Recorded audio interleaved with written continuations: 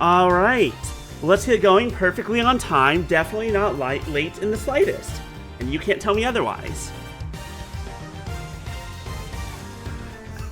Definitely was not watching a movie before this and let it finish before I started stream. Nope, no siree. Isn't that right, Biscuit? Biscuit's walking around. Hi, y'all. We're gonna hop right into it. Hope you all have had a good week. Thank you, Bybeats, for the 32 months. It scared me a little bit, but thank you. Biscuit. Baby. What is with you in tiny boxes? This is fine. But thank you, Bybeast, and hello. Anyways, last we left off. Night motherfucker dead. Dog possibly involved. The cell over here, weird. Dust, strangely clean. Let's find out why. This part of the floor has been wiped clean. Maybe he spilled some grape juice? Who knows? We can certainly imagine what he used to do with the wiping. What he used to do with the wipe. Wait. What he used to do the wiping, not with the wiping. Okay, do the wipe. The torn out pages of that newspaper. Why wouldn't he just ask a guard for a cloth or something, though? Perhaps he didn't want anyone to see what he was wiping up. Blood. Someone get a black light in here. Wait, no, bad idea, never mind. Or maybe it'll be fine. Or maybe it won't be, I don't know. You know what, let's forgo that. Luminol test better. Wow, okay, apparently that doesn't fully recharge your, I think we've about exhausted this cell. We made significant progress by establishing a connection between Mr. Carnes and the victim. Oh, this is bad, sir. Is that the guard? Oh, the security camera footage, sir. I watched it and... Hey! What is it? Can you show it to us? Yes, sir. I have a small playback monitor with me because this is the time period of VHS still. We don't have smartphones that are capable of video or laptops. We just have this giant VHS player. Now I look around with me. And these TVs weigh a ton. And what are you waiting for? Let's see it.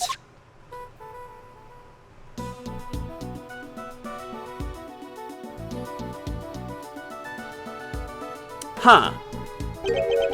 Was that black thing? It's that dog, right? Until now, assumption was that the crime had taken place inside the prison proper. But it seems that assumption may have been wrong. Knight had actually been attacked in this location. Take that! Right here in the detention center. Surprise, motherfucker. Hi, Delphi. Yes, it's nice, isn't it? It's cute.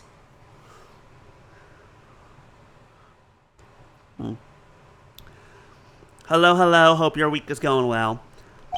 And the perpetrator was indeed Mr. Kenneth's dog. This is just the evidence we need. Can I watch that video again? There's a couple of problems I have with it. First of all, there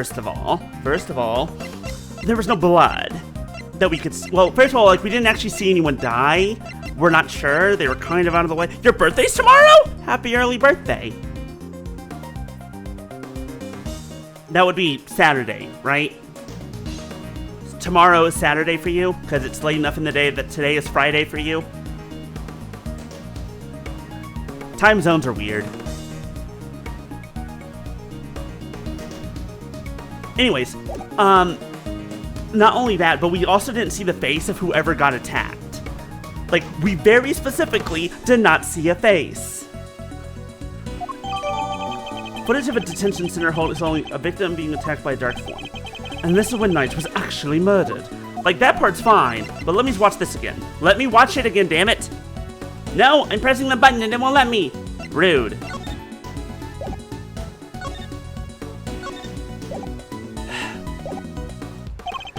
Then one of the pieces of evidence we found here in his cell take on a whole new meaning. If Knight's cell was the crime scene, which piece of evidence takes on a new... The stain. This part. The floor of Knight's cell was wiped clean, presumably to remove something. Could that something have been his blood?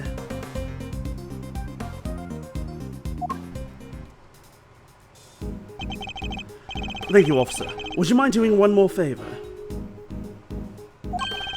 Name it, sir! There's a detective by the name of Gumshoe somewhere in this facility. I need you to give him a message. Tell him to have the cell tested for traces of blood and to report the results to Edgeworth. You got it, sir!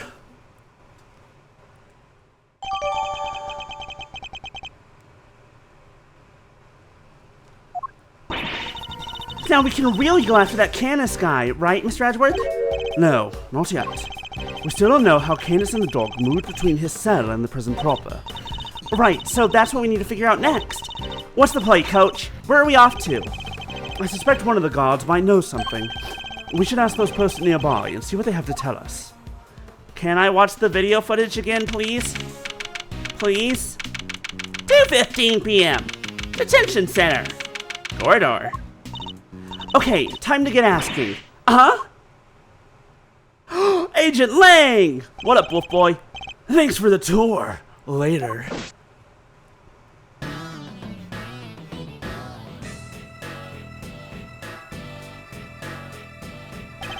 Well, well, Mr. Prosecutor and his little friend. It won't let me watch the footage, curse you. I didn't expect to run into you here. Must be my lucky day. This is Agent Shilong Lang of Interpol.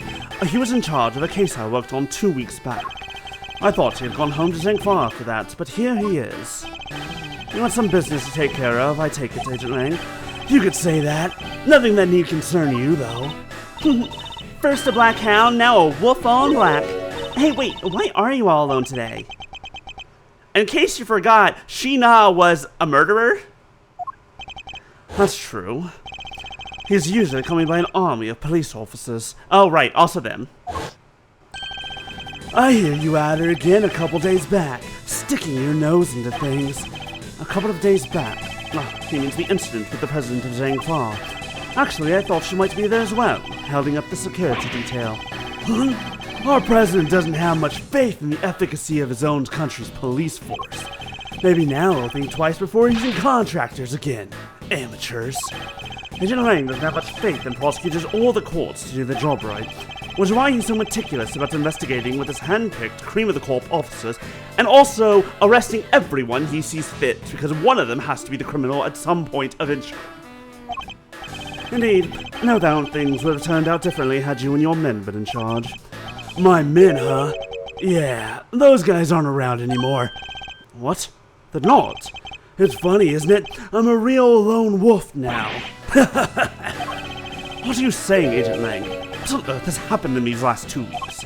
I told you, it doesn't concern you. See you around, Mr. Prosecutor, who I was calling Edgeworth at the end of the first game, but now it's the start of a new game, so I have to be back to my old self.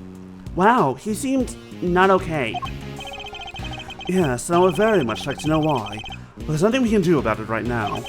We'll worry about Agent Lang later. We have an investigation to conduct. Don't worry, I'm sure he'll be important when the time comes. What makes you say that? I just have a knack for these feelings, almost like we're being watched. Okay, let's start by talking to those guards. I was wondering, have you seen an enormous black dog wandering around here recently?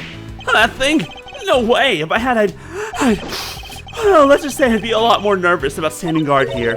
So, do you and this dog have some kind of history or something? Now, Kay, you should know when to let sleeping dogs lie. Who's watching us, Edgeworth? I don't know. I can feel multiple eyes, but I'm not sure of how many or where they come from. Is it that camera up there? No, it's not from there. It's it's coming from this wall for some reason. Oh, that wall that's completely blank and there's absolutely nothing there? Hello, Ezra. Doing well. We're doing some investigating. Because apparently that's a prosecutor's job. By the sound of it, Canis' dog hasn't been spotted on this side of those heavy security doors. Oh man, I'm in so much trouble. What's the matter? You seem perturbed. Oh, well, you see, one of my uniforms is missing. I could have sworn it was right here in my locker. Did it grow a pair of legs and run off somewhere? Where in the world did that idea spring from? Anyway, I hope you track it down soon. I'll be reading for you. Hey, dingbats. I have a feeling that this outfit was maybe used to smuggle a person and or a dog and or both. Thanks, I appreciate it. Thank you for giving me that as a clue. That's very important. Hey, are those my faithful assistants I see before me? Wait, no, what was his voice? I made him more southern last week, right? Well, darn. Are those my faithful assistants I see before me? There we go, that's a bit better. Fender, and what exactly have you been... Where have I been? I've been looking for you two. Been searching high and low. Wandering lonely through the prison halls. It was terrible, I tell you. But the prison's over there, on the other side of the facility, boss. So listen, I've got the lowdown on some seriously dynamite material. You want to hear it, right? Right? Seamless. I was chatting with a few of the guards, and they told me something Interessant? I don't know French. Turns out the Bronxter had himself a little incident 2 days ago. A pre-mortem, if you catch my drift. An incident? Simeon told you he came to visit his pal, right? Well, it happened right after they had wrapped up, when Bronco was being escorted back to his cell. It was just one guard, and he was handcuffed, obvs. They made it back, and the guard was taking his cuffs off when Bronxter clobbered him. Knocked the poor guy out cold. It sounds like it might have been the prelude to a jailbreak, because when the other guard showed up, they couldn't find their comrade's keys. Were there any rumblings about knights attempting an escape? That's the bit that fries the old noggin. There were none. He just sat in his cell, then turned up dead. And what's more, he swore right to the end that he never stole the keys. They turned his cell inside out too, but no dice. The guard who was struck, what did he have to say? Nothing. Poor guy was still out when they took him to the hospital. Word is he's still there. So there's nobody around to tell us what really happened.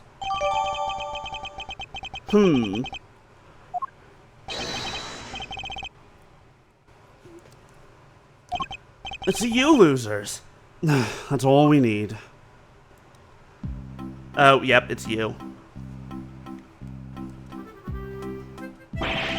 Oh, why are you still hanging around here like a bad smell? Oh, yeah, his name is just Eustace Winter. Whatever. Hey there, little buddy. Listen, Miles here is working with me now as an associate. Nonsense. You're all just here to cause trouble and turn my investigation into a fart! A fart! A fart? Really? Who's this twink? I don't even think he's pretty enough to be called a twink. I'm gonna be real. This jackass is Eustace Winter. He's apparently a rising star rookie prosecutor. But he sucks ass. And this is the head of the, I don't remember what they call it, the Judicial Council? Committee of Prosecutorial Excellence, that's right. She's a member of the Committee for Prosecutorial Excellence, which is a hell of a mouthful.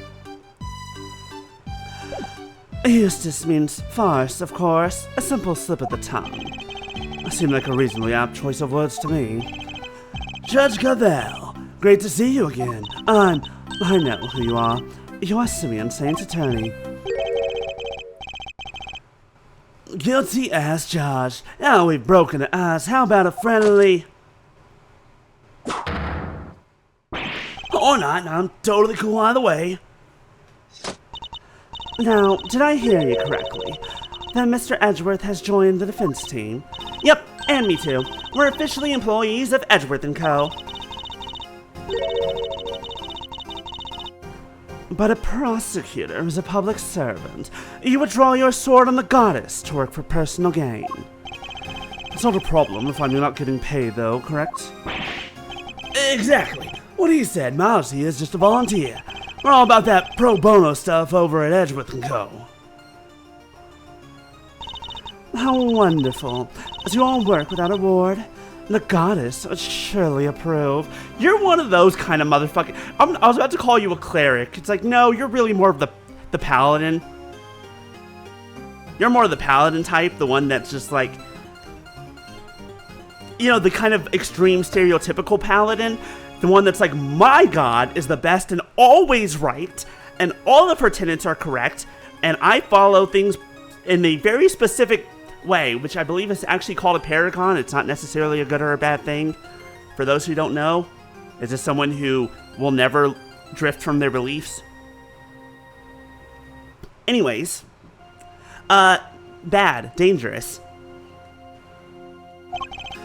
Yeah, I'm a regular philanthropist. Judge Cavell, I was hoping to ask about the grounds for Simeon Saint's arrest.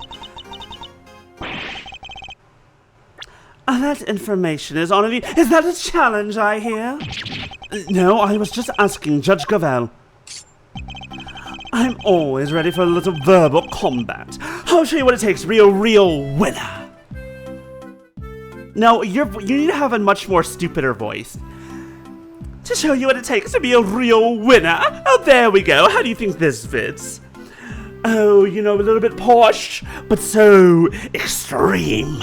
To show just how much of an idiot he is. How is it verbal combat if you won't let me speak? Still, this could prove useful. This absolute fool of a man could be our link our information leak in the system. Fine, I'll do as you suggest. Now, if you could begin by telling us why Mr. Saint was arrested. There will be no need for that. Eustace, we should... Not now, Cavell. Watch and wonder as I put this pathetic prosecutor in his place. He's going to run rings around me. I think you meant to say that you would be the one running rings around me. And I will, so badly that your ears will be ringing. Prepare to be humbled, Edgeworth. I hate you. I need you to know. I need you to know. I hate you. I really do. Like, you have no idea who the fuck I am, do you? Do you know who I am? Have you looked at my face? Have you seen this cravat? Have you looked at this jacket? You know who I am. And if you don't, that's because you're stupid as all hell. You want to know why I arrested that man? That's simple. Simple! I found evidence of him all over that thing.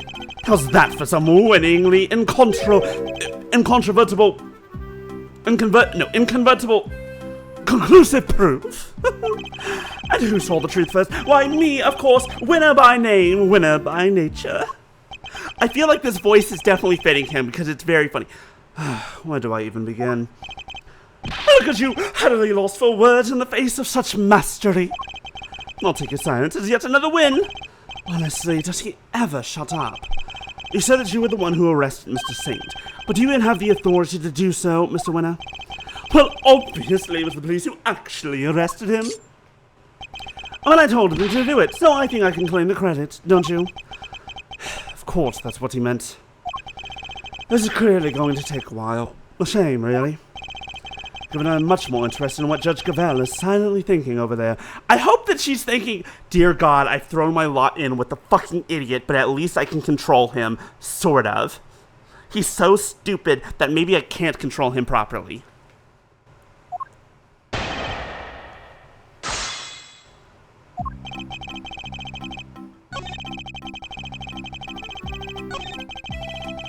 That's literally the you know what, as much as I want to harp on him for whatever's happening here, Hold it!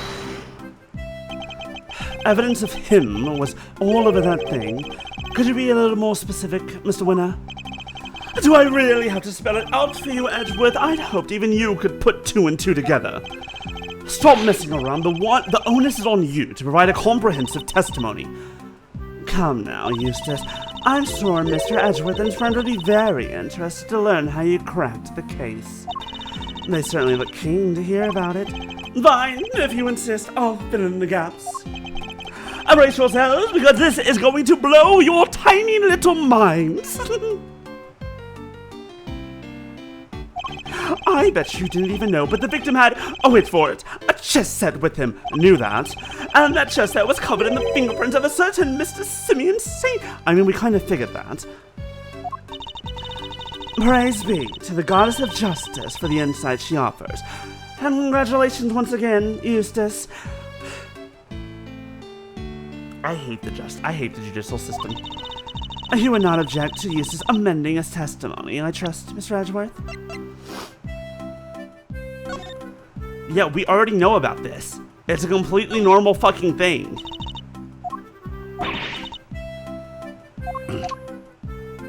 Like, there's absolutely nothing weird about this chess set. At all.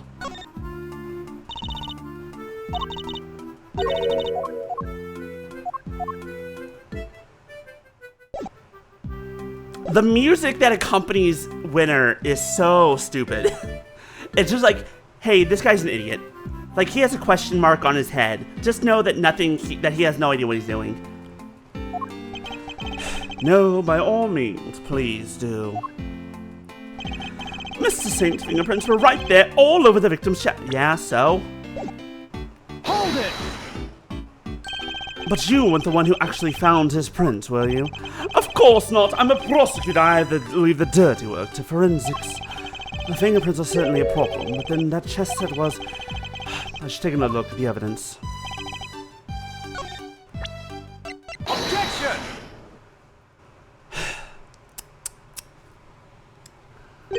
So the fingerprints on the chess set are the ace up your sleeve.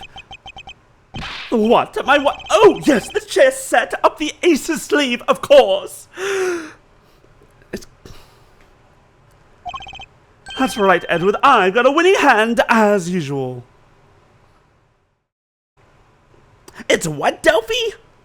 Oh my goodness, I never would have guessed. Only your winning hand is a busted flush. Oh, well, you see, it was Simeon Saint who brought that chess set to the victim in the first place. And therefore, it was only natural that his fingerprints were all over it. Okay! That took a while to sink in. In conclusion, those fingerprints aren't proof of anything, and Mr. Saint's arrest was premature. Premature? Oh, the incident took place here, within the walls of this facility, and being neither a guard nor a prisoner, it makes very little sense to suspect Mr. Saint. Oh! Now what?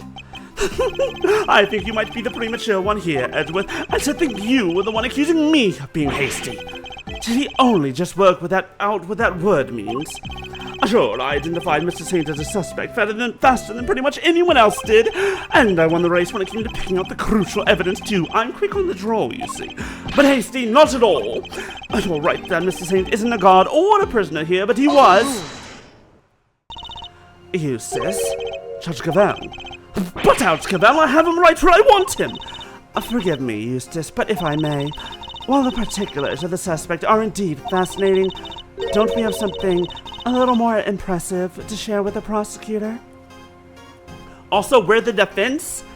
Give us this information, you dumb motherfuckers. Something impressive, if you wouldn't mind, Mr. Edgeworth. Eustace made an ingenious deduction concerning the murder weapon. Perhaps you would like to hear it? Yes, of course, that well-remembered Jagavel. Listen to this, Edgeworth, and prepare to be amazed! Objection! Thank you for the alert, Delphi. Will this ingenious deduction explain why Mr. Saint was arrested? Enjoy your errands. Let's just say, you won't be disappointed. Judge Cavell deliberately diverted the conversation away from my line of questioning. What exactly is she up to? I hate this man. Fact 1. The murder weapon was some sort of metal blade. Fact 2. Potentially deadly blades are strictly controlled within the prison walls, as we both know. From these two facts, I concluded that the weapon in question must have come from outside. It must have been hidden inside the chess set. That's what I think, anyway. And since the only prints we found on the chess set belonged to the victim and the suspect, I'd say it's blindingly obvious who brought the weapon in and used it, wouldn't you? Hey, you know what we fucking call that? Circumstantial evidence and also speculation. That thing that people always get fucking pissed at the protagonist for being speculative. It's like, oh, that's just speculation. You don't really know that, which means that they're guilty. I was like, you're a motherfucker. What the fuck is wrong with you? It's like, you're only using speculation to try and prove this man guilty. What the fuck were you doing then? You don't call this speculation? Nothing else, his testimony this time is a little more comprehensible than the last. Another winning deduction brought to you by one winner, Eustace, prosecutor extraordinaire. Or like one winner, useless prosecutor extraordinaire. But how can anyone even hide a weapon inside that chest set? A good question. Oh, why don't you take a look for yourselves? Inside. I suppose there's only one way to find out. We did. We already did this. There's nothing in here but chess pieces. That laugh is really something. Seems pretty convinced the weapon was hidden in here somewhere. Better take a closer look. What? The stiff lining at the top opens like a flap door. Whoa, there's plenty of room in there. Indeed, more than enough to hide something like a small knife. Ingenious, no? The killer stuck the weapon in by... Huh. Oh, what do you mean? Oh, let me finish, will you? I fear you've not been listening, Mr. Winner, or perhaps you've simply forgotten. The detention center is outfitted with a security gate. I mean, yeah, yes, and?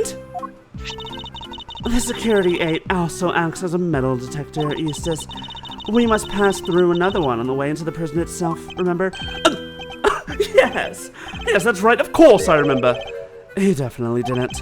It would have been impossible to smuggle a metal blade through such a gate and into the facility. Which would seem to blow a rather large hole in your reasoning, Mr. Winner.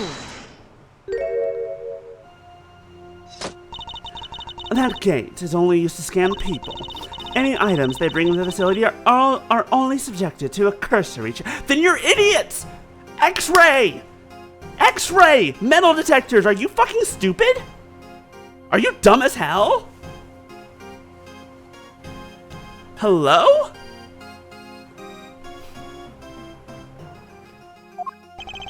Are you telling me that the chest set wasn't put through the metal detector?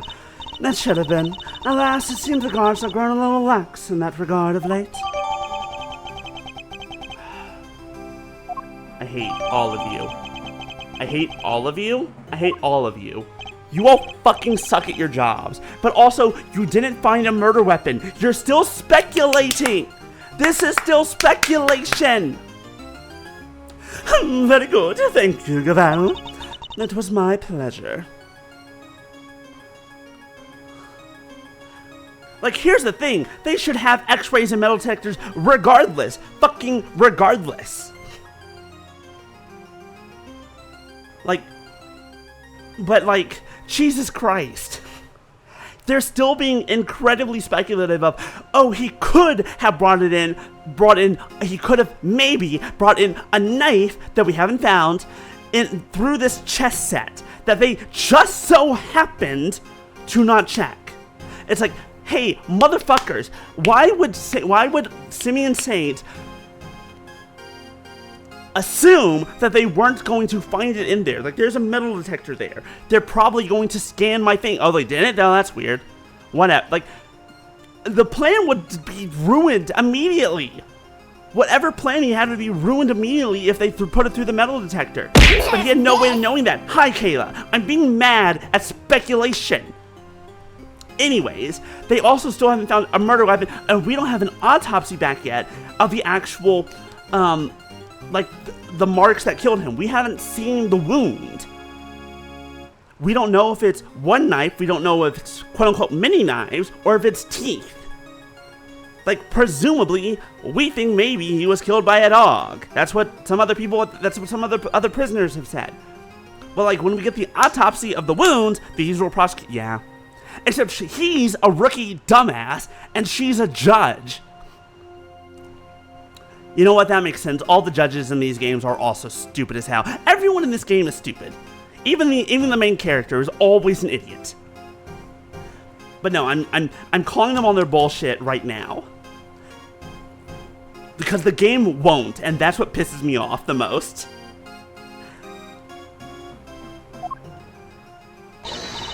And now, Mr. Edgeworth, would you be so kindly as to begin your cross-examination? Cross-examination? It's actually holding a trial. Well, no matter. Let's see how well this ingenious deduction of Mr. Winters holds up, shall we?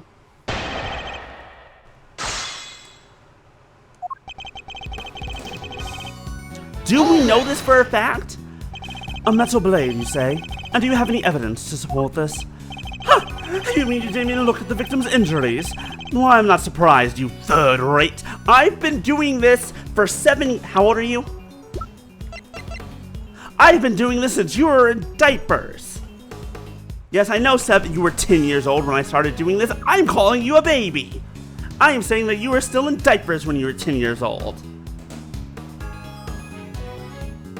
Anyways, I've been doing this a lot. You're still in high school.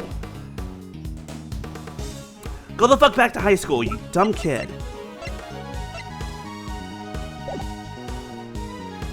Yeah, no, wait, actually, that's a good point. You're 17 years old and you're a fucking idiot. Why are you a prosecutor? How are you a prosecutor? How did you pass the bar? You didn't. I know for a fact this idiot didn't go to law school, and even if he did, he would not have fucking passed. The fatal blow was a stab wound to the neck, and it was delivered by a knife-like blade. That much is absolutely beyond doubt. It appears that they are not yet aware of a certain other piece of information. Lost for words, are we? I'm going to absolutely kill you. And I'll just keep going. My brilliant deductions don't end there, you know. Back to potentially deadly blades. From these two fun facts, I conclude that the weapon in question must have come from outside. Okay, hold on. I'm gonna start by presenting the dog. Objection! Okay, that didn't work. I feel like that could have worked, but his testimony is riddled with contradictions. Keep covering for him, I might be able to get to the truth. What else do we have?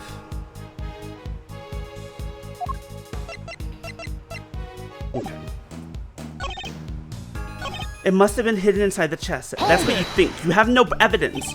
But no murder weapons found at the crime scene. And there's nothing inside the chessboard either. I'm curious, Mr. Winner, do you also have thoughts about where this weapon might be? Well, the perpetrator must have hidden it somewhere in the prison. Is there a problem with this claim? They hid it somewhere inside the prison. Well, that seems unlikely. In fact, I can prove. Can I prove that that's not the case? What evidence says that the murder weapon isn't hiding somewhere in the prison?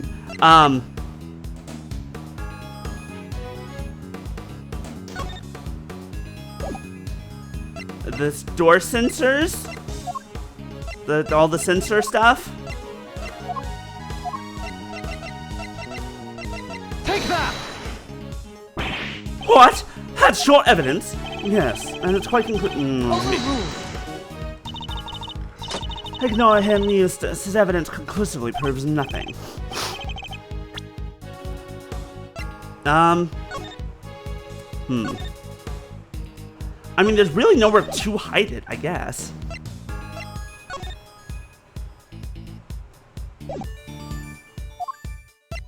But I guess it's true that there's not really any, I don't know anywhere to hide it, but I don't have any evidence to say that there isn't. I know I have something that proves there's no murder weapon inside the prison.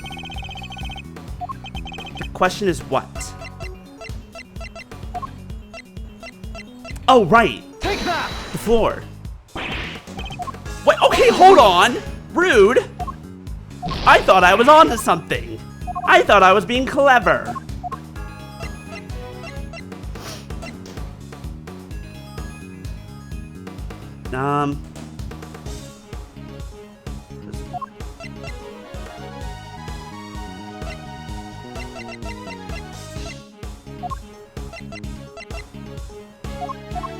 Take that! Overruled. I don't know what it wants from me because clearly I do have the evidence for this. I just don't know which one. Because it won't let me say no, never mind.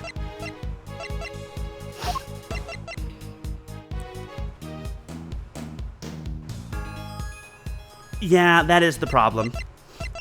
Which is why I ever thought about if I made this kind of game, it would be very different. In regards to... Because my thought is having multiple answers and making deductions and conclusions. I like the way that, I like the way the game makes deductions with, the puzzle pieces. And I think that's good. But it's... I think it does this kind of thing too often, where it's just like, here's us being a bit pedantic about something. I don't know.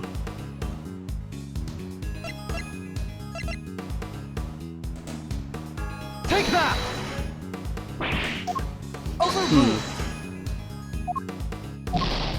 Maybe not really. Says the murder weapon isn't hiding. Okay, this is the facility. This is the map of the facility. This is the chess set. The rubber glove. Piece of rope. Knight's body. A small cut in a scalp from when he suffered a blow to the head. A bloody tarp. The door sensors. Prison roll call. The dog.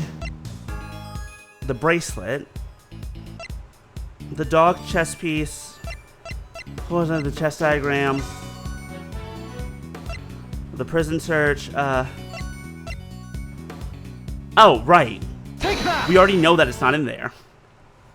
Because they've already searched it. I'm starting to worry about your memory, Mr. Winner. Didn't you and the good judge search the prison with the ward and the guard? And didn't you fail to find a likely murder weapon? Well, yes, but I guess we just missed it, that's all. Wow, way to undermine yourself. You're saying your search wasn't entirely thorough. You, the so-called winning rookie. Stop making fun of me! You, sis. Calm yourself. Breathe deeply. Do not allow your opponent to get under your skin. You're right. I'm a winner. Why should I let a third-rate loser like Edgeworthless here get under my skin? You seem to forget that I am the most decorated prosecutor at the prosecutor's office. And I stopped an international incident. Twice. I've stopped several of them. Well, thank you to leave my name out of this. Well, I'm Kay Faraday, and I'm A-OK. And not you two, please. Look, it's simple. Since my first-rate investigation didn't tell of any weapon, it means there wasn't one to find. Which leaves only one possibility. The murderer took the weapon with him when he left the prison. And that's why we couldn't find it when we looked, obviously. But what you are proposing is impossible. And this proves why the culprit couldn't possibly have taken the weapon out of the prison with him. Take that! More memory trouble, Mr. Winner, and now you're forgetting things you yourself said. You're making fun of me again! Oh, so you remember what I said? Or perhaps you might have been better served by remembering this. What's that? Oh, wait, does he seriously not remember? This was like 2 minutes ago. It would certainly seem that way. There's a security gate at each of the entrances to the detention center and the prison proper. Coming from the prison, anyone leaving the facility would have to pass through both of them. 2 gates, both fitted with metal detectors. Oh, wait, now I remember! Looks like he got his memory back. So, as you can see, there's no way anyone couldn't have taken a weapon out through both gates. And therefore, there's no way the murder weapon could have left the building. In which case, Mr. Edgeworth, perhaps you would care to tell us where you think the murder weapon might be? It is still here on the premises. That's the only plausible conclusion to be drawn. But we searched the prison from top to bottom and couldn't find anything. Because we were never going to find anything to begin with. Not when you were laboring under the misconception that that's the blade you were looking for. Yeah, we know the truth about what happened to Mr. Knight. We've seen it with our own eyes. Oh, that is quite a claim. I assume you have the evidence to support it. What is the weapon that was used to commit the crime? Take a look at this, and the weapon used in this case will become clear. Do you want the weapon or do you want the footage? Okay, either one would have worked. Oh, this is footage taken from a security camera trained on Knight's holding cell. Now, watch it for yourselves and see.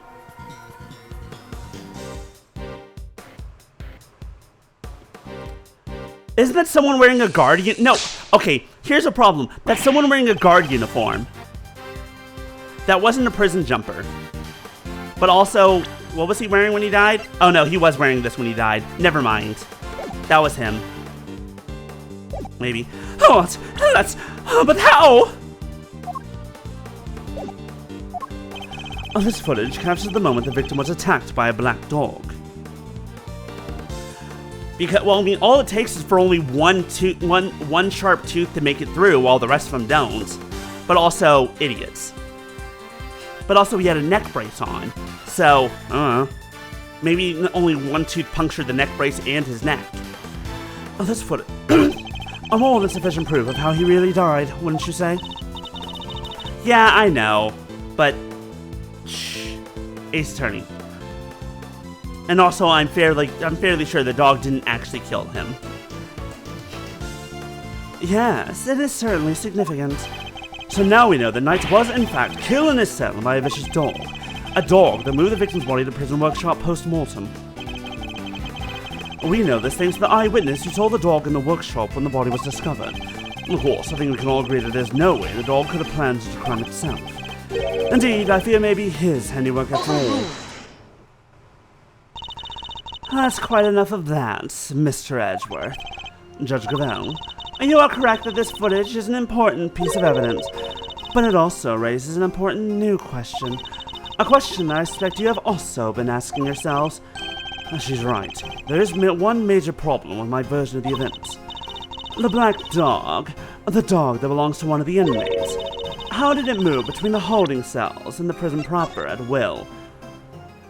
Tunnels. You ever heard of a goddamn tunnel in the walls? Dogs are clever. You never know what they can do.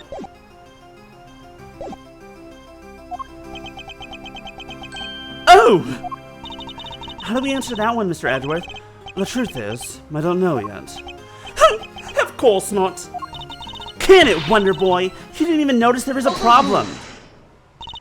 Until the defense provides an adequate explanation, the court cannot accept your line of logic. But it's evidence. This is more evidence than your goddamn knife in the chessboard theory. There's more evidence of the dog than it is of a knife. Are you stupid? Or are you just mean? I think you're just mean. Game over, man. Game over. That is all. This court is adjourned. What are you slamming that on? But, oh wait. There's so much more to explore. Court is no longer in session, Mr. Edgeworth. If you would be so kind as to leave the courtroom. Court was never in session in the first place. Once again, this court is... We may not have all the answers yet, but you haven't explained anything either regarding Mr. Saint. What do you mean? Just as we don't yet know how the dog made it into one of the detention center's holding cells, you can't know how Mr. Saint could have made it inside the detention center, let alone the prison either. He would have been allowed as far as the visitor's room to see his friend, but no further. So it's hard for me to conceive how he could have committed a crime in a place he had no access to. Judge Cavell, I believe it's your turn to provide some proof. Proof that Simeon Saint was able to enter the prison. You wish for the court to provide you with proof. Highly irregular, but very well. Not irregular! If I want to I'm so pissed off.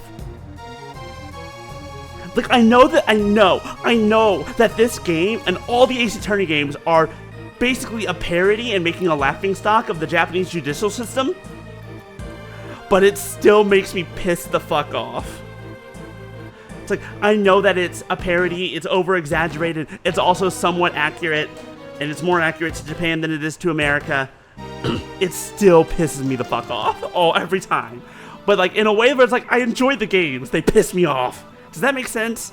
Am I making sense here? Am I going crazy? Have I lost my mind? I'm gonna drink some tea.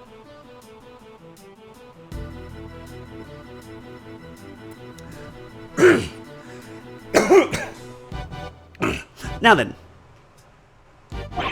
What? I actually have something.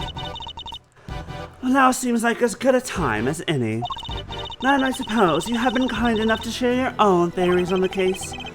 What's she building up to here? Mr. Edgeworth, I suspect you don't know what Mr. Saint does for a living, so allow me to fill you in. He is a circus performer. Okay, so... Yeah, oh, wait, the show. Uh-oh. Never mind, I'm starting to see the problem. Perhaps you've heard of the Berry Big Circus. Oh, don't be silly, darling. Of course I was. Yesterday was a very important day, after all. Important in what way, exactly? A big meeting of some kind, perhaps? A meeting? Oh, heavens, no. Couldn't think of anything worse. No, yesterday the circus came to visit. You see it now, I assume? As I am sure you are aware, a show was held yesterday for the prisoners' entertainment. A show featuring animals and performers performed by members of the Berry Big Circus. So, does that mean Mr. Saint... Yes, Mr. Saint was allowed inside the prison as part of that show. A fact that has been confirmed beyond reasonable doubt. But that's still circumstantial evidence! That's still not enough! She held on to that fact until the last possible moment.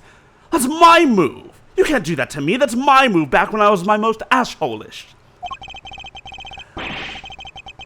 She let me run with my own theory, and only afterwards did she use it to reveal the truth. Wait.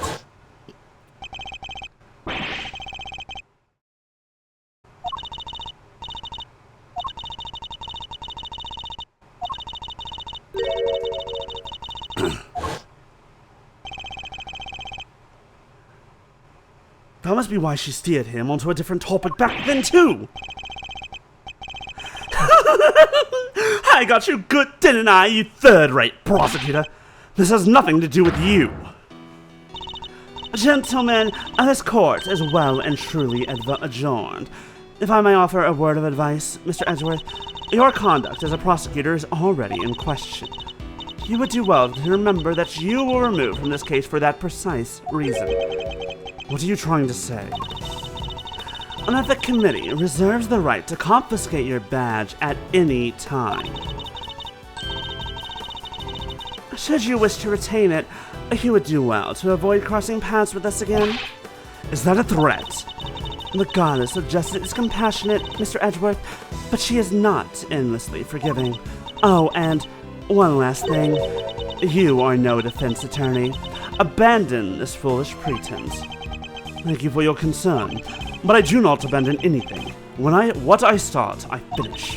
Well, do try to remember that the two jobs are not one and the same. No, but they both require a lawyer's license, a bar license, and that a defense attorney is expected to develop something of a bond with their client. Next time, finding out your client's real occupation might be a good place to start. Now, I really must be going. May the goddess of justice watch over you all. Hey, you know what the goddess of justice would actually like for you to do? Justice through truth and investigation and not lying. Fucking assholes. I can't wait until we take the Committee of Prosecutorial Excellence and smash them into the ground to the point that they don't exist.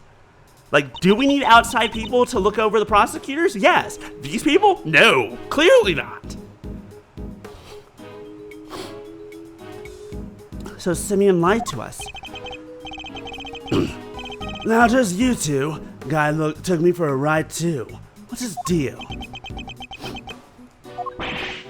Whoa, whoa, whoa! You're not having second thoughts about all this, are you, Milesy boy? Sure, Judge Gravel is a tough cookie. That doesn't mean you can just give up the ghost. The defense never rests, as a wise man once said, and that goes for associates, too. Don't worry, Fender. I've no intention of arresting. Nevertheless, our assumption that Mr. Saint couldn't have entered the prison has been proven false. Which means we need to restart our investigation from square one, I'm afraid. We're like square two, okay? We're not really that deep into it. We don't need to go back that far. It's not that bad. Okay?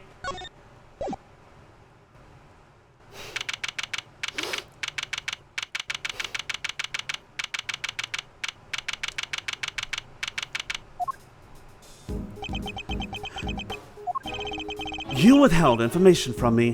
Why? I didn't withhold anything, or at least I didn't mean to. Okay, so you are a member of the Berry Big Circus, right?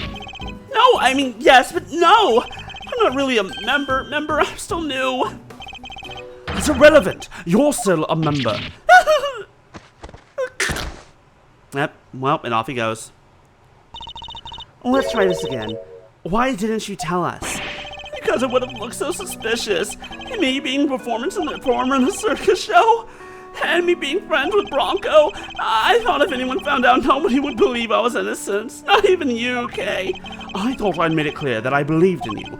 But when you stare at me like that, I get so terrified. You're a real smooth operator, aren't you, Miles? Any other client scaring tips you want to share? You're really not helping, Finda. And at this rate, it sounds like we really will need to question about everything all over again. So, what do you do at the circus, Simeon? I'm an animal tamer. Kind of. I'm still learning the ropes. That's so cool! Do you get to train lions and tigers and bears and stuff? Oh my! Lions and tigers and bears? Oh my! Lions? Tigers? Bears? Oh my! No. Okay, hey, you remember how I made that joke 2 seconds ago? The game made the joke for me. Thank you, game. I'm glad I'm on the same wavelength as the Ace Attorney writers. Just goes to show I've been playing way too much of these games. I work with this little guy. Looks pretty tame already to me. So you're not exactly a tamer, more like one of those old-timey organ grinders? I'm about to sneeze. Monkey! No, that's wrong. That's wrong. I haven't played too many of these games. Hi, Maya. Whoa! Look at the monkey. He's gonna ratatouille this guy. I'm postured, I promise. I've hydrated. That explains the handles on his hair. Not now, money. I'm trying to. Oh, you little scam. I know he is being ratatouilled. What the fuck? I was making a joke. Once again, I was making a joke. I was making a joke about him being ratatouilled. When did this game come out? When did Ratatouille come out?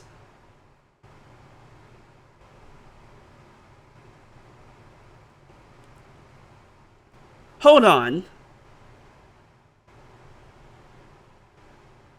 Investigations. That's not how you spell that word. Investigations 2. Prosecutor's Gambit was released in 2011. When did Ratatouille come out? Ratatouille. 2007. This came after Ratatouille. This stole from Ratatouille. Okay, good. Good to know. That's all I needed. I don't care about anything else. This came out 4 years after Ratatouille, so I'm just going to assume that that's a reference, even if it's not explicit. Something tells me it's the organ grinder who's being monkeyed around. When we spoke to you before, you said you worked at a company. I was telling the truth. The circus really is a company. We all have titles and everything. I'm a ringmaster CEO, and I guess you'd call me a gopher. I even have a line manager. She's head of the animal taming department. It's part of the showbiz division. I mean, true, but A, people just call it Ratatouille now, and B, that's the only reference that I know it from. I don't know it from other things. She's such an inspiration. There isn't a creature in the world she couldn't convince to do her bidding. So now you're implicating your boss as the criminal. You know that, right? I need you to know that in my eyes, you are now implicating your manager as the killer. If a dog really did kill, I need you to know what you're doing. Even Miles here? I like to see somebody whip him into shape. I am not some kind of creature, Fender. So this line manager, was she working with you on the show? Yes, it was just us two. It wasn't all that big of a job compared to what we normally do. She's usually the one performing on stage. I just do all the monkey work. But I did have a bit part this time. So these two members of the circus are relevant to this case.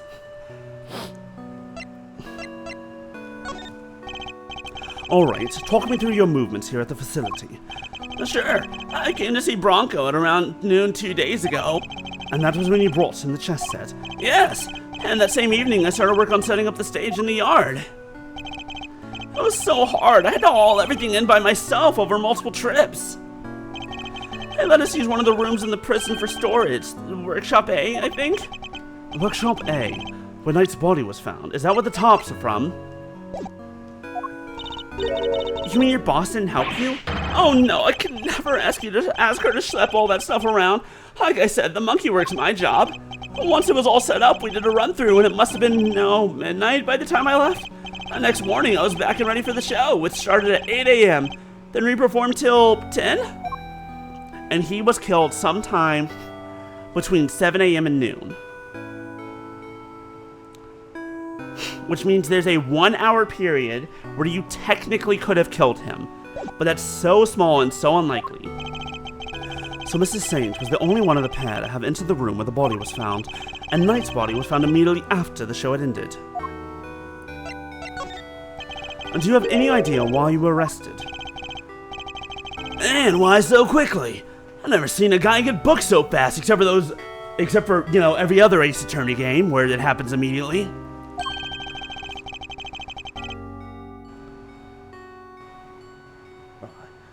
Wait, hold on, voice.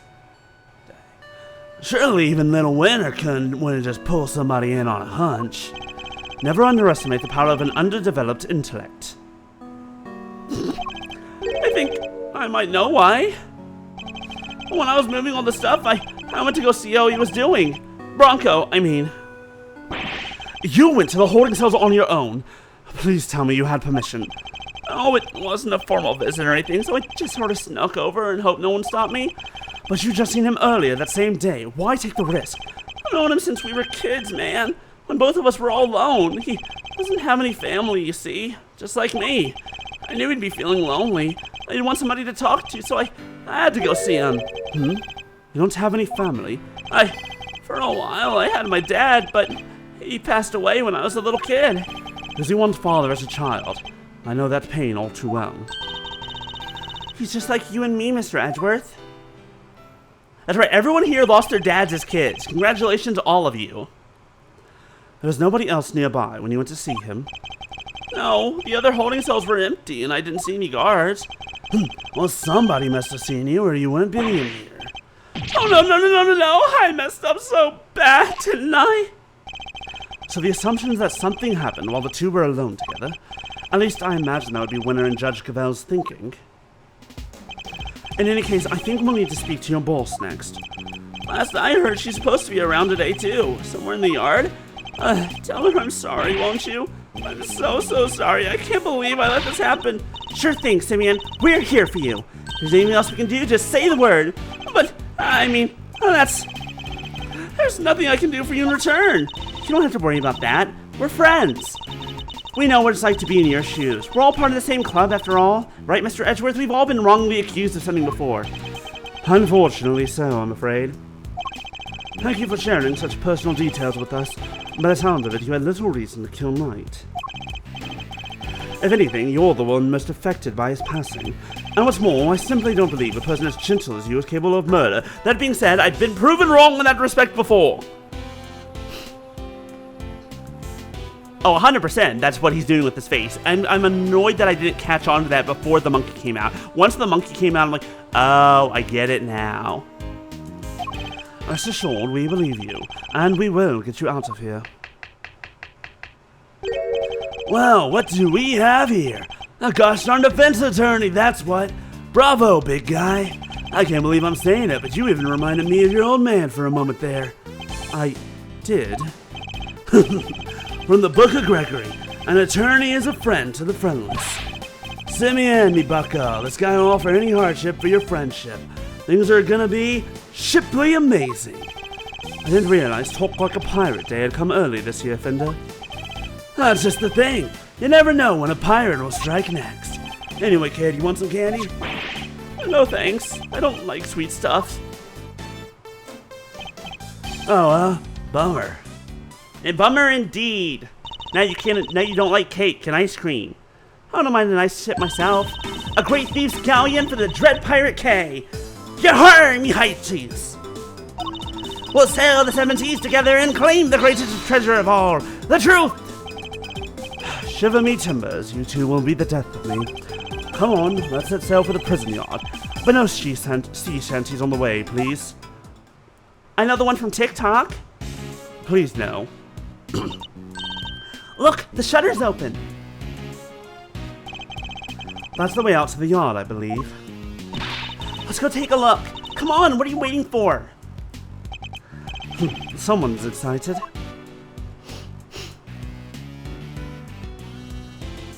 I have a bed. Over there. So this is the famous yard. A circus performance was taking place here just before the body was discovered. Check it out! It's like the backdrop of some epic festival.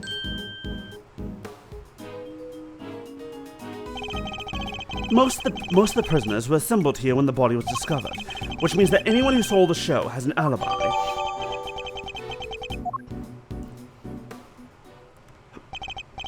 Alright, time to take a look around. Okay. Stop hitting me! Help! Mr. Edgeworth! Cease and desist, you beast!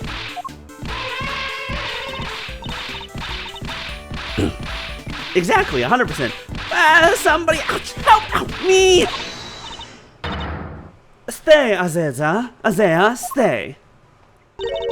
Who's that?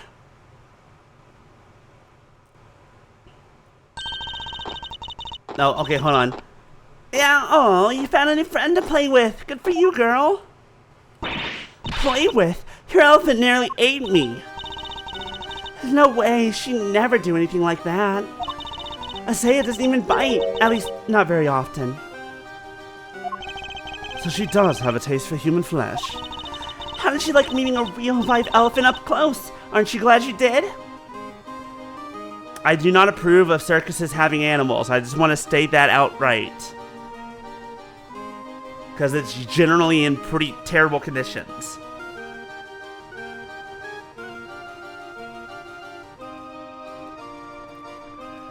And SeaWorld. Aquariums, zoos, great. Circuses, SeaWorld, bad. Yeah, glad I didn't die. But you did have fun, right? Right? There, sweetie. Don't cry.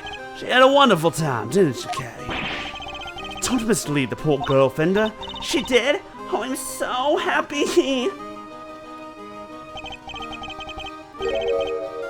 Which one? What is she from? She does look familiar, but I don't remember which game or case she's from. Well, it makes up to you. How about a hug? Keep your trunk to yourself. Aw, another new friend. Isn't this just the best day ever? I am Associate Defense Attorney Miles Edgeworth. Oh my gosh, I am so sorry. I haven't even introduced myself. I'm Regina. It's so nice to meet you. The name sounds familiar.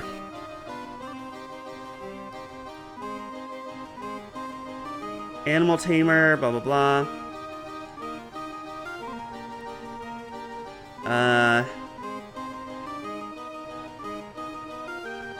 Turnabout Big Top. Phoenix Wright, Ace Attorney, Justice for All. Victim was the magic performer. There's a case about a circus. She put a pepper in a dude's bandana and he tried to get revenge by killing her. But her dad got in the way? Oh.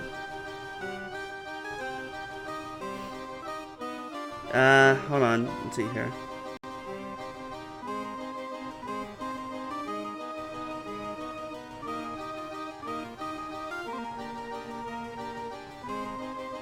Let's see here.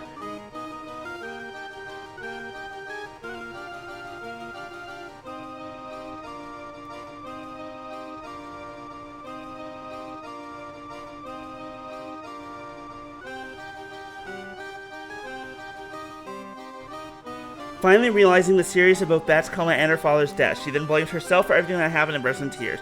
Later resolved to stay by Bat's bedside until he awoke from his coma and Akros dead. It was not her fault. She didn't do it.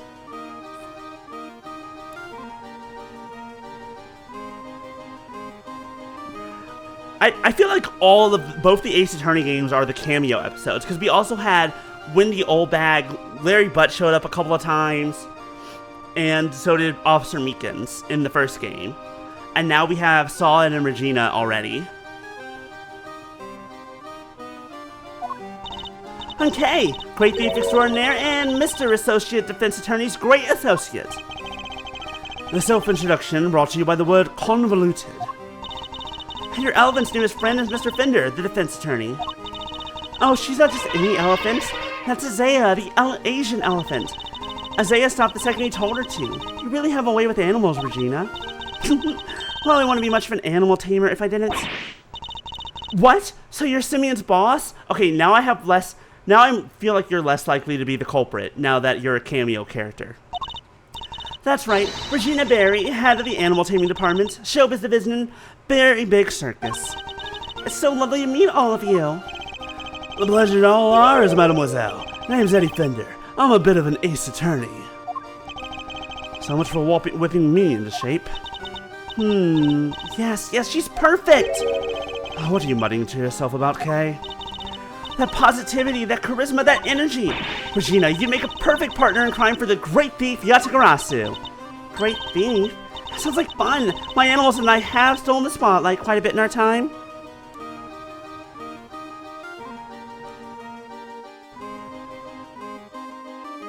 That's true, we did get Regina and Saw It, who has not appeared since Case 1, Game 1. That's the only thing we don't want to steal. Gotta keep it on the down low, all stealthy-like. Stealthy, ninja-like. But where's the fun without a show? The down low sounds like it might get me down. Bummer. I think we got a fundamental difference of opinion going on here. It would indeed appear that negotiations have broken down. Maybe next time, Kay. Well, Mr. Edgeworth, let's get cracking. Too bad we can't see much of what's beyond the metal fence, though. Indeed, and we're in sore need of information in addition to evidence. And therefore, we should make an effort to talk with any person of interest as well.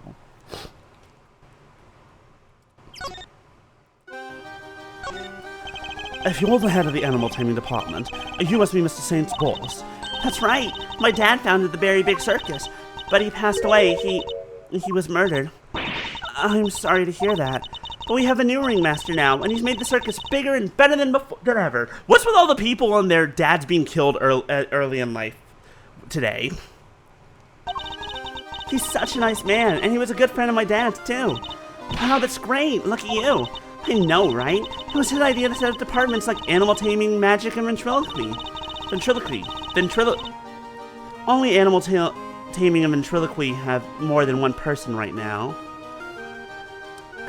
Don't worry, in a few years, but the Berry Big Circus is getting bigger and better day by day. Sounds like you guys are really going places. They're getting on well. I'll leave them to it. Can you tell me about the show? Oh, it's a wonderful thing. It even has a story.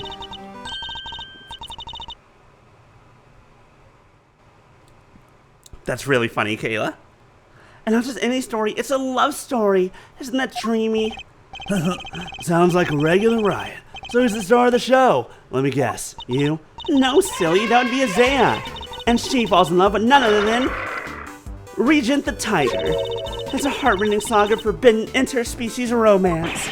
Oh, Nelly. I've heard of odd couples, but that takes the biscuit. Biscuit? Hi, Biscuit. I love you. Biscuit mentioned. And that's not all. There's a love triangle, too. It's so romantic. That sounds pretty incredible, huh, Mr. Edgeworth?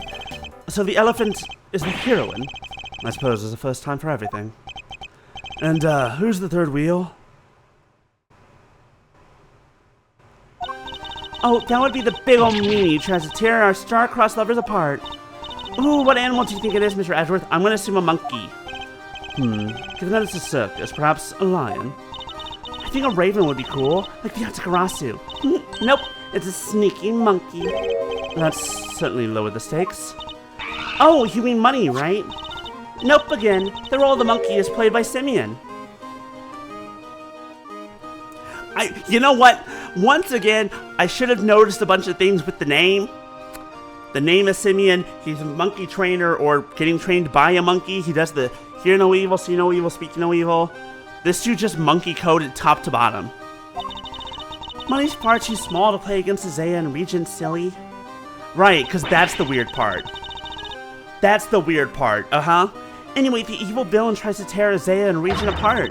What will become of the fated twosome? It's so exciting, isn't it? Wow, it sure is.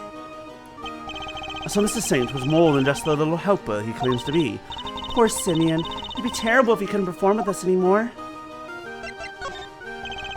can you tell me about how you set things up for the performance? Oh, that's not really my area. Simeon took care of all the lifting and carrying. He's such a sweetie. He offered to do everything by telling me to concentrate on the show. I did see him doing something near that well, though. A well? I recall seeing one behind the stage. I should examine it in more detail. You should have seen him moving those huge cages around by himself. He's a total hero. Yeah, sounds like something he would do. Weeping all the while. He was going back and forth between the yard here and some sort of workshop with all the equipment. The prison gave us special permission to use it for storage, but he was the only one who went down there, so I don't know much more than that. The workshop must be the one where Knight's body was found. I guess this confirms that Mr. Singh was the only performer to have gone into Workshop A. Well, this sucks. All we're getting is information that works against us. You have to help Simeon, Mr. Attorney. We're all counting on you. Just leave it to us. He may not look it, but Mr. Edgeworth knows how to get things done. And what exactly is "he may not look it" supposed to mean? What do you know about this dog? What a cutie patootie. A cutie... what? Patootie, silly. I wouldn't try to make friends with this particular pooch if I were you. He doesn't let just anyone in. The only person he trusts is his owner. I can see it in his eyes. You can see how smart he is, too. A regular wonder pup. Is that so? You can see all that, just at a glance. Sure I can. After all, I'm head of the animal taming department. You know, you kind of have the same look in your eyes. I trust lots of other people. And also, I don't have an owner.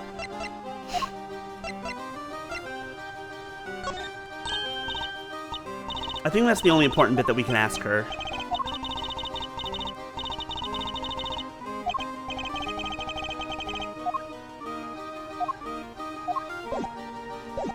Alright, let's keep looking. A wicker basket, or rather a cart, given the wheels. Oh, it smells like animals. Ugh, smells like animals. Edgeworth on a leash fan art.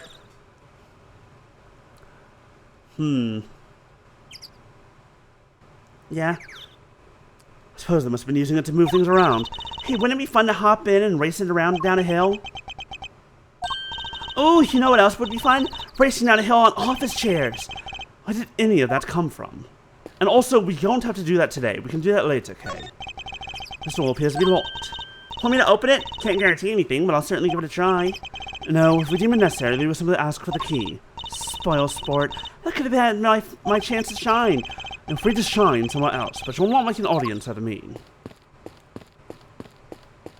Oh, there's the well. Mr. Saw It. Good to see you. Not really, but...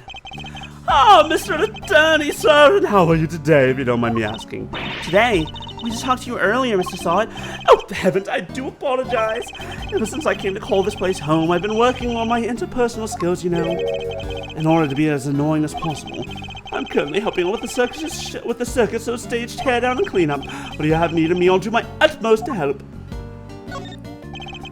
I'm just chipping in and doing what I can. Model prisoner that I am, hoping to get maybe a little bit of an early release. Yes, my stay in the prison has seen me reborn. The Frank Salt you see before you is a changed man. I don't know anything about the man you were before. I know. A changed man who now targets the recently deceased. No, you misunderstand. That was just a moment of madness. A moment of madness? Ugh, you're a disgrace to all thieves everywhere. You're right, of course, I can't deny it. I still have a long way to go. As a thief? Anyway, as you can see, I have a shiny new bracelet now, so it's the straight and narrow for me. Like I say, I'm a model prisoner. Not that a real model prisoner would need to keep telling me that. I'm doing everything I can to prepare for my eventual return to society. Yeah, you even skipped the show to focus on your training, didn't you? That's right. Only 2 inmates were absent, Assault and Canis. Why didn't you tell us about Mr. Canis sooner? Oh, look, I don't think there's an inmate in this prison who would talk about him if they didn't have to. You could say he's the real one in charge around here. You didn't hear it from me, but I guess it comes with being the fixer. The fixer? Yes, anything you need, he can get it for you. It depends. It very much depends. Like, I think, like, pre-planned, I think murder only carries life in prison if it's, particularly egregious and, like, planned out. Premeditated, that's the word, premeditated murder. But so Frank Solid's case, you know, was just heat of the moment. Crime of passion, I believe it's what it's called. I don't know if that's a technical term, but close enough. So I don't remember which degree of murder is which. If the scale goes from 3 to 1 or 1 to 3, but regardless, it was on the lower end. But how does he get away with it? I'm not sure, but he's the only one who does. I heard he has a secret way of getting things into the facility. I imagine being the fixer affords Canis certain privileges. Not that I concern myself with such things anymore, of course. I'm far more interested in perfecting my mud pack application technique. And what are these mud packs exactly? They're a special type of mud treatment, which with minerals works wonders on their coats. I've been practicing on the animals here in the prison. I hope to treat them all eventually. Speaking of mud, that reminds me of a certain piece of evidence. I should try presenting it to him. That's the rubber glove I dropped. Would you care to explain why it's so dirty? Oh, of course, that's mud from one of the pet treatments I've been practicing. I was giving one of the animals a mud pack right when the incident happened. Nice saying. Around what time would this have been? Let's see. And the show had already started, so around 9 a.m. perhaps. The thing is, the more mud I applied, the more in the zone I got, and the darker the animal's fur became. Snow trends quite like the trance one enters when one slathers an animal with thick black mud. I think the stress of prison might be getting to him. In other words, it's possible that whatever animal did the killing, if an animal did do the killing, whatever animal did it, could have been covered in mud. But, again, I'm just making speculation. Of course, it's all thanks to the warden that we have access to such wonderful distractions. I'm eternally grateful, truly I am. Yeah, sure. Thanks for nothing. Ah, this is just like the one that... A simple, sturdily built well. I wonder if it was the work of the prisoners. Yeah, there was that hook next to the body, right? That was similar to this one, the pulley. Somebody's left a bunch of tools lying around. There's a long piece of rope and a pretty heavy-looking weight. Let's see, it weighs 30 pounds. Oh, and there's some pulleys too. Okay, can you stop touching everything in sight? Oh, come on, it's not like I was gonna take anything. What exactly were they being used for, I wonder? This must be the stage for the show. Do you think people would be interested in a great thieving show? I'm sure the police would be very eager to attend. These chairs must have been for the audience. Wow. I pity whoever had to put them all away. Really? Why? You've clearly never had to fold up a bunch of boring chairs before, huh? Not personally. I've told other people to do it, though. Come on, Mr. Edgeworth, you gotta roll up your sleeves and help out once in a while. Oh, consider it. I put away so many chairs and tables in my day. It gets tiring real fast. Hey! Who are you shouting at? Ponds like this usually have goldfish in them, right? I wanted to see if they'd come say hello. I only see water striders. Hey, water striders are cool. They can walk on water like ninjas. Whoosh, whoosh. Man, I wish I could do that. So much for the goldfish. Danger! High voltage! I never saw one of these in real life. Hey, that must be the fabulous garden outside the warden's office over there. Ah, yes. One of the guard mentioned being able to see it from her window on the detention center side. Wish this dumb barred metal fence was in the way, though. I thought it was all one big yard. Given how protective the warden seemed of her little bit of earth, I imagine it's to keep a riffraff like us out. There you are! Regina, Cupcake! Oh, we're in the guard! I've been simply dying! To sit you down for a chat, you exquisite little thing.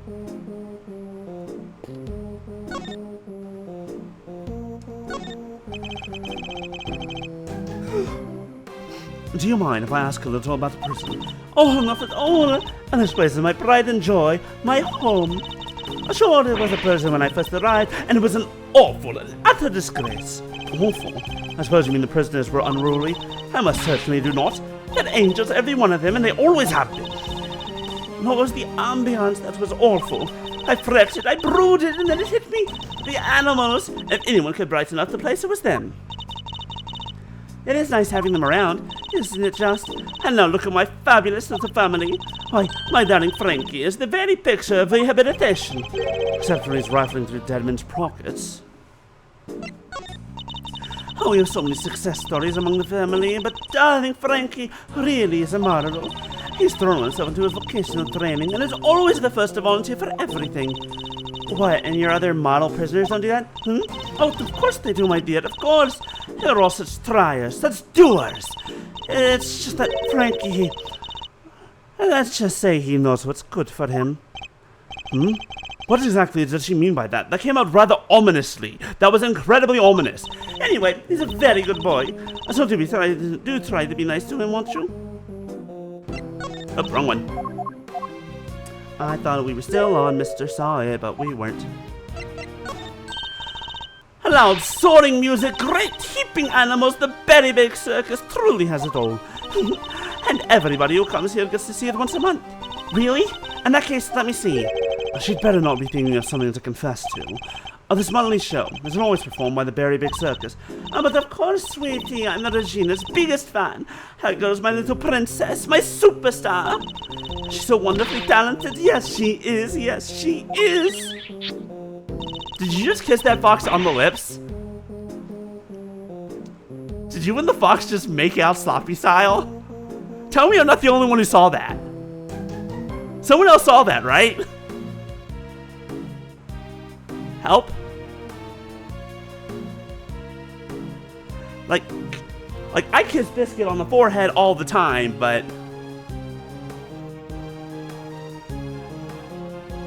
I don't think foxes kiss like that. Assuming they can. Assuming they ever would. That is. I know I'm focusing too much on this. I'm just broken a little. And she's so adorable, so sweet. I could just gobble her right up. You're not lying when you say you're her biggest fan, huh? Oh, which is why I'm worried about her. So worried. It's all before we caught a poor Simeon, you see. And if he found guilty, why, darling Regina will be devastated. So you simply must make sure that doesn't happen, Mr. Lawyer. Please, I'm begging you. If there's anything I can do to help you clear up this awful misunderstanding, you let me know. Regina, darling, you put on the most splendid show for us yet again. The stage, the stars, and you in particular, my princess, who is simply divine. That's so nice of you. I hope everybody else who watched it enjoyed it too. About that, dear, I'm afraid I have something awful to confess. There are some absences, you see. She has been careless and short. We were 3 members short. Unbelievable, I know. How will you ever forgive me? Hold on. Pause. Who was the third? I'm sorry, but you're saying 3 inmates didn't attend the show.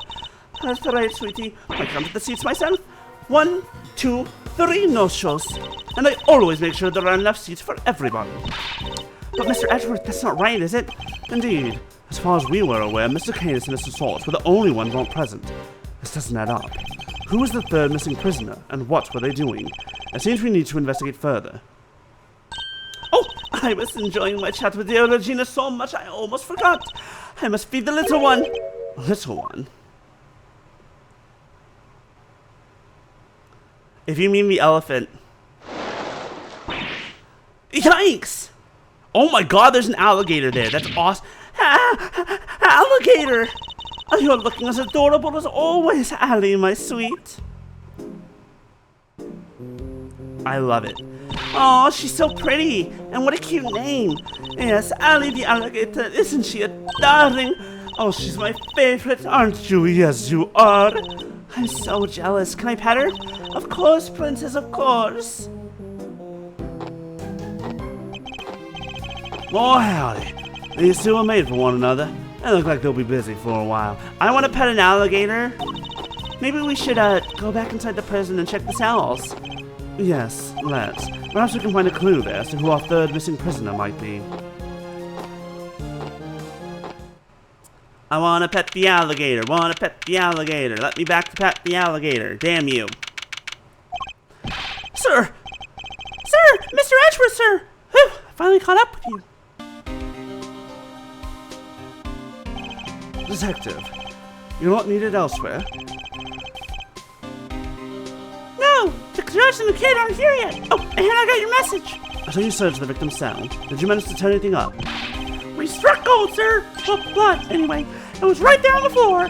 Only in tiny specks, though, but at least it's something. Yeah, it proves that the holding cell was the scene of the crime, right? Not quite. It proves a possibility, but it's not conclusive yet. I thought you'd say that, sir, which is why I ordered some follow-up work.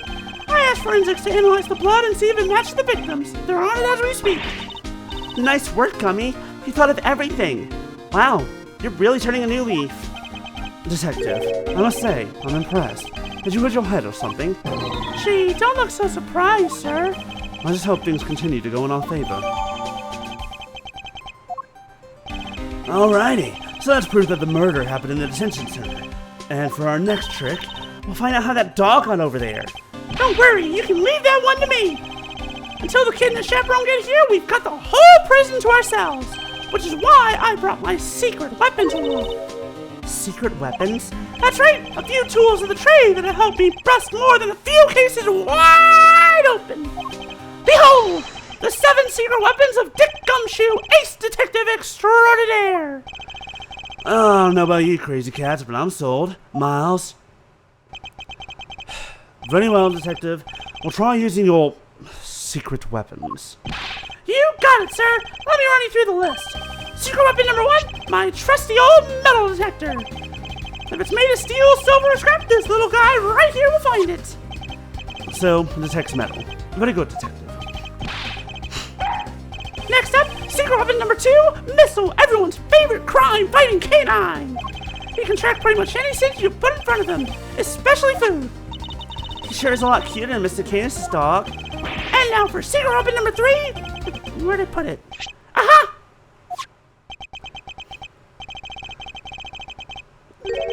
Am I one snapper short of a school, or is that a fishing rod? Don't tell me we're going fishing for clues. No, I mean, I just happen to have it with me is all. I see. Well, onwards and upwards, detectives. Let's see what else you have. That's all she wrote, sir. Gummy, you're 4 secret weapons short of your so-called 7, and one of them was a fishing rod. Sorry, but that's all for today, okay? I'll, show you the rest next time. Why are you gonna call them secret? I can't just go sharing everything at once, it's crazy! In that case, I suppose the 3 you've deigned to reveal to us will have to do for now. Alright! Which one do you want to try, sir? The metal detector seems promising. Coming right up, sir! I'll just crank the old girl up. And away we go!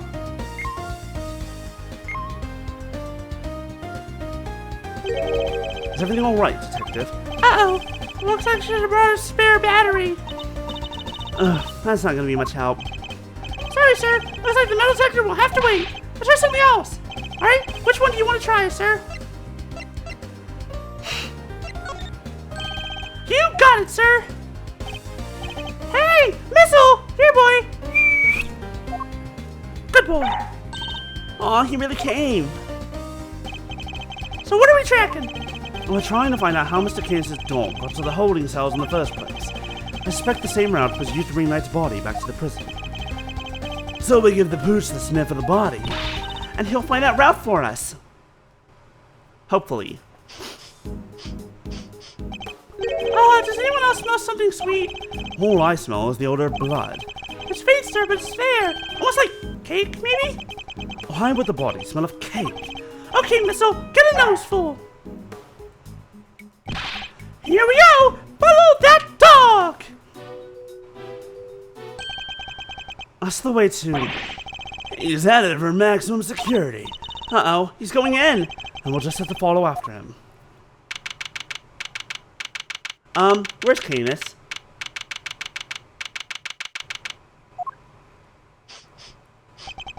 This is Canis' cell, but the man himself is absent, it seems. Is he meeting with someone in the visitor's room? Do you think Missile's on to something? Shh! Looks like maybe he is! Oh, good puppy! What a good puppy! Is there something here? Let's get snipping, Mr. Edgeworth! Mr. Candace's chess set, complete with a special dog piece. That's not a chess set, that's a whole chess table with legs. Looks like it might be worth something too. It's hard to conceivable, some of them are. And this is quite a nice one. I never would have pegged Mr. Candace as a chess fan though. Well, with the whole Eastern aesthetic he's got going, I thought he'd be more into Go. Go, huh? Can you play? I can play Go Fish! Not the same thing, Kay. Not even close. I can play Go. Not very well, but I can play it.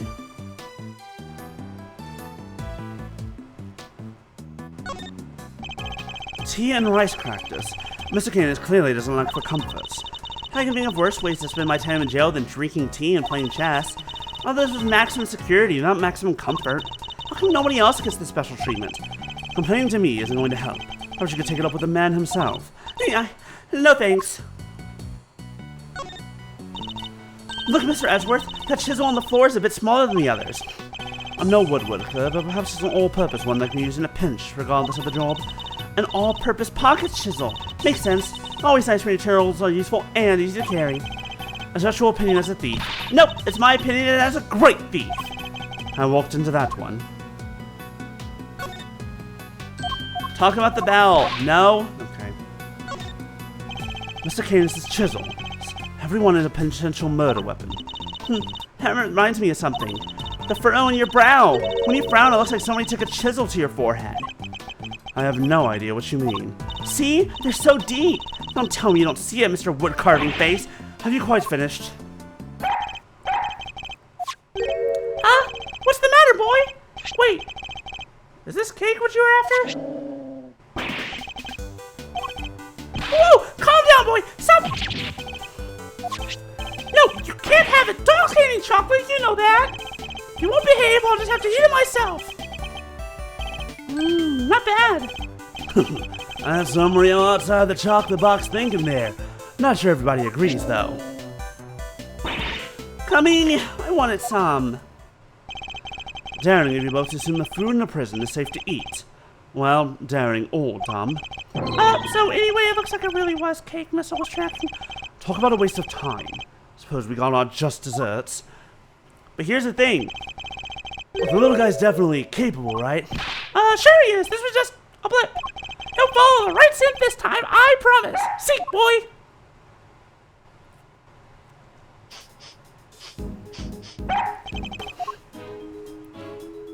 Oh, I think he's onto something.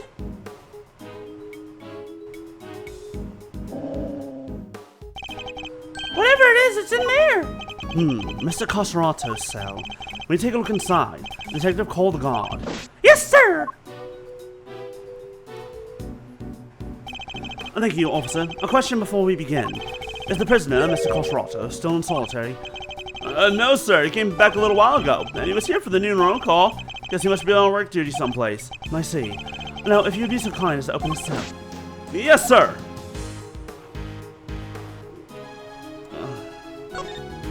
Always check behind the poster. No way, he has a poster of himself. And right next to it is... looks like he never lost the habit of making weight for a fight. Once a boxer, always a boxer, I suppose. I see there's also quite a collection of supplements. Muscle protein, hustle protein, soul-crushing protein. Yeah, that's a lot of protein. Surely nobody trains like this for nothing. This punching bag has certainly seen some use. What breed were you again, Missile? Sure it wasn't a boxer. No way! No way indeed. Quickly, detective, move the sandbag aside. Yes, sir! We found a hole! A hole! Could this be? Whoa there! Wait, Missile! I'm going in too. Wait, stop! Sir, I'll go get her! You're too big! Oof, that's tight. Shouldn't have eaten that cake. He's gone. Well, I'm not going in there. Guess we'll just have to wait.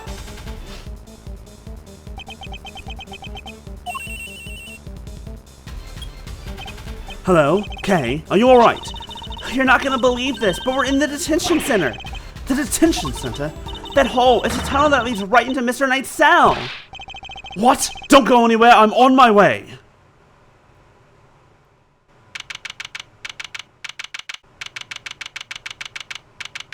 Holy shit, we found the secret tunnel. Secret tunnel. The secret tunnel. Through the floorboards. Secret, secret, secret, secret tunnel. Secret. Okay. Hey there, Mr. Edgeworth. Guess you could say we made a breakthrough. Quite. At least it came out unscathed, I think. Sir, the floorboards under the bed were torn up. So that's how they did it. There's no doubt about it. This must be the route we've been looking for. The corridor connecting the detention center and the prison is locked down by heavy security doors, but with the help of this tunnel, it can be circumvented. There is a seat scent that started this whole search. Could it be that the scent was in fact coming from Knight's body after all?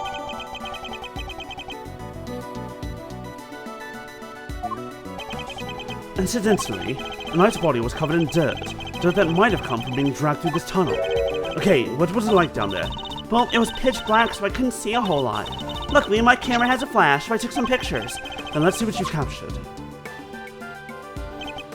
Look at that!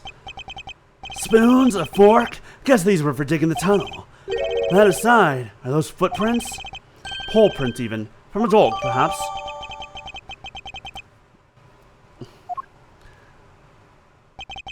This is a vital piece of evidence. However, it begs something of a question. It does? Mr. Coserato has certainly been making use of this tunnel, which means, Detective, we need to find out what Mr. Coserato is immediately, if my suspicions are correct. Huh? The guards were alerted, and they began searching for Mr. Coserato right away.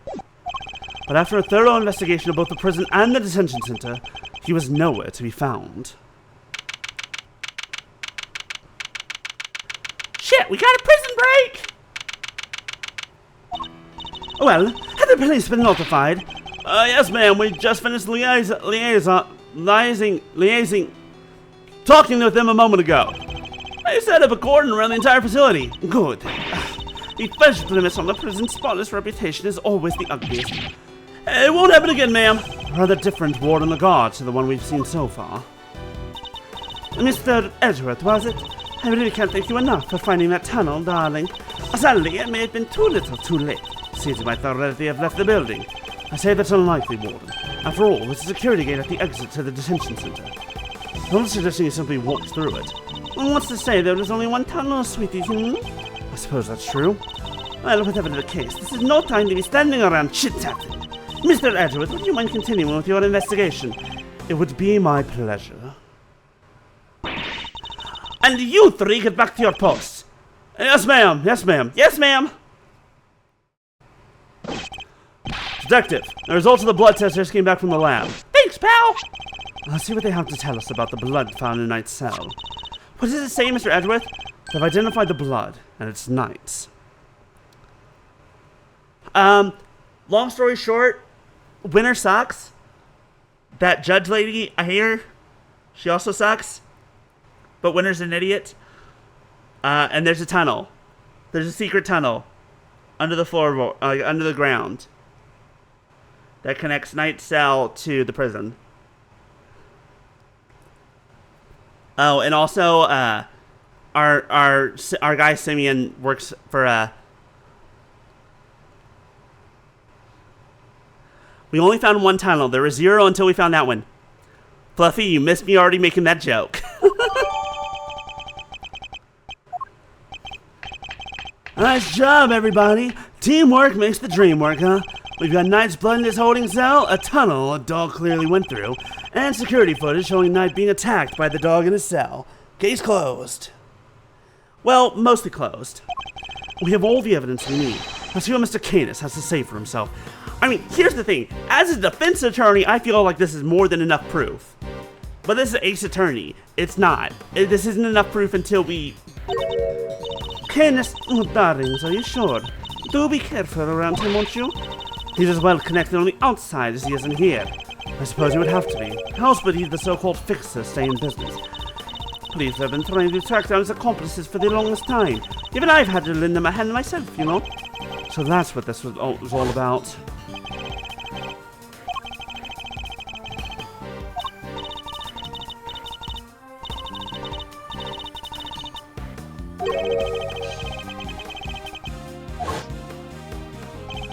You borrowed evidence from the police to help with your investigations, is that correct? Why, yes, sweetie. Everything related to the Canis is with me now. Heaven knows how many times I've hauled this secretive scoundrel into my office to talk to me. But no matter what I say or how much evidence I present with him, he simply won't say a word. A prison warden conducting interrogations yourself? That's irregular, to say the least. Let your guard down and he'll devour you whole. Be careful, darlings. You have been warned. Oh, wait. And here I thought things were gonna get any spicier. Okay, raise your hand if you think that the warden is working with Canis. My hand's like half raised. Not all the way. Only partial. Oh, look, it's these two. Judge Gavel, I didn't expect to find you here. We have been conducting inquiries, which, given that we are in charge of the investigation, is hardly strange. What is strange that you are still here, Mr. Edgeworth. I gave you a warning, did I not? I told you that your badge was at risk should our paths cross again, and yet, here you are. I'm sorry that you thought I might be so easily discouraged, Your Honor, but I'm not about to let the truth slip from my grasp, no matter what you or the committee might say. I'm here to present a certain someone with evidence that you yourself should have uncovered. You have more business with me, I take it, Mr. Edgeworth? I do. I promised I would be back to prove that you were the killer, and here I am. This should be amusing. Very well, whenever you are ready. Objection! And not so fast. We have some truths of our own to share. First-rate deductions, in fact. Indeed, we are now more certain than ever that Simeon Saint was the murderer, and that only he could have moved Mr. Knight from his holding cell to the prison proper. We shall prove this to you beyond a shadow of a doubt. But first, a question. Are you quite determined to continue on this course, Mr. Edgeworth? Should you fail to rebut our deductions, there will be no going back. Your very career hangs in the balance. Huh! You mean you'll take his badge if you don't like how this goes? That's intimidation! Not at all. If anything, I am showing him mercy. This is not Mr. Edgeworth's case. It never was. And I am under no obligation to hear him. Yes, it was. It was 100% his case. Until it wasn't. It was briefly. And then you said, no, here's the 17-year-old that has never been touched a law book in his life. Or a dictionary. If he is prepared to accept the potential ramifications of his actions, I will allow him one last chance. How many times in this game are you going to say one last chance? It's going to be too much? It's going to be too much. I'm going to be really fucking tired of it. Well, are you truly willing to take the risk to put your beloved badge on the line? Mr. Edgeworth! Sir! I accept your terms. I'm confident in my reasoning. And what's more, I am representing the firm of Edgeworth & Co., and I do not intend to besmirch its name. My duty will be done, and I will not be intimidated. Very well. Let us see whether you are brave or simply reckless. Is their badge? No, they lose nothing. Here's the fun part. If we lose, we're out. We're fucked. If they lose, nothing happens. They'll barely admit they were wrong, if at all.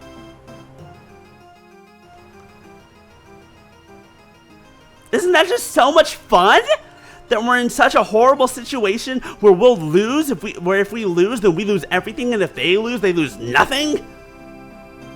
Isn't that fun?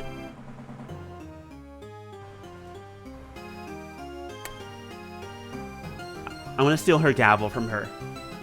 Then I'm gonna do this. So like real life? Yes, exactly. Just like real life. Hi, Godzilla. By the power vested in me by the almighty goddess of justice, let this judgment commence. Hey, you realize that your power, the power is vested in you by the state, and not by a goddess? I'm pretty sure. Like, I know that this is Japan, and not America, and also America is also facing a crisis of the separation of church and state, and always has been. But like, no. Eustace, if you will allow me. Fine by me. He's all yours, Gavel. Good, because you're too stupid to handle this. I'm what? You're a good boy, Eustace. Settle down. Oh, I'm a wonderful boy. If you had a tail, it'd be wagging, yes, just like a golden retriever. The winniest, the winnerest of dogs.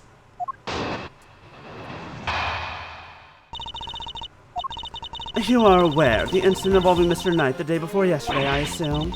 He assaulted an innocent guard and stole his keys. Later, in the middle of moving a large animal cage, Mr. Saint stopped by Mr. Knight's cell for a little visit. And that's when Mr. Knight stole out of his cell using the keys he'd stolen. He slipped into the cage, and there he hid as he was wheeled into one of the prison workshops. I figured she was going to bring up Mr. Saint going to Knight's cell. Yesterday, after you so kindly made us aware of the security camera footage, we decided to take a look at it ourselves. Perhaps you would like to see what we found. This is still from the footage we received. Mr. Saint speaking with Knight at his cell. Mr. Saint speaking with Knight at his cell. Correct. You will also note that he is positioned in the cage in such a way as to obscure the camera's view. It is this blind spot that Mr. Knight exploited in order to enter the cage undetected. A sound deduction based on what can be observed, wouldn't you say? A blind spot, which means that the camera wouldn't have been able to capture the moment Knight entered the cage if he did it all. So it's still possible he didn't actually leave his cell at this point. I don't get it. Why would Mr. Knight want to hide in the cage? There's really only one possibility. He intended to escape. A prison break? That's so cool! Mr. Carceretto, Mr. Knight, everybody's doing it. I have to step up my game. Okay, now is really not the time. Mr. Carceretto's escape is no laughing matter. It is my belief that Mr. Saint helped Mr. Knight with his escape attempt.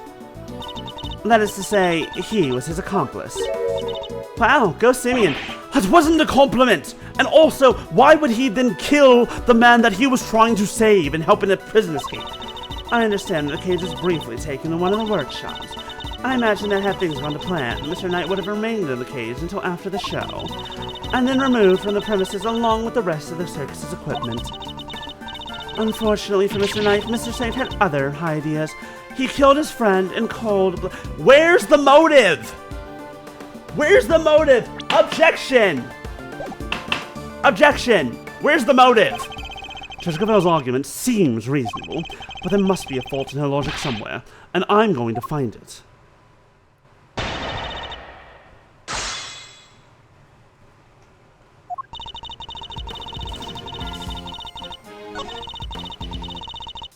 Hold it! Do you have any proof that Knight stole the keys? I can think of no other reason for him to carry out such a brutal act.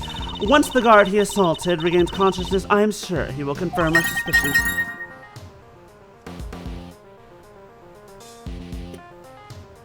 Fluffy, thank you for getting some stuff off of the throne. Oh, you got the blanket off for the chair. That'll be nice. Although it is getting to summer, so it's not, but it'll still be nice. And also some stuff to give to Biscuit, see how he likes treats. Biscuit, where are you? There you are. Biscuit, you're getting some new treats coming in. I hope you like them. Thank you, Fluffy. Perhaps I should press her further on her reasoning. I'm sorry, but I believe there's a flaw in your reasoning. If Knight had the keys, there was nothing to stop him from leaving whenever he wanted. Why wait for Mr. Saint? There was no need, surely. He chose the option he deemed most likely to succeed. He stole the keys and hid them somewhere, and then waited for an opportune moment to present itself. He hid the keys. I'm afraid you might have made an uncharacteristic oversight, Your Honor, but Knight wasn't hiding any keys. That has been proven already. And this is the piece of evidence that proves Knight didn't have the keys.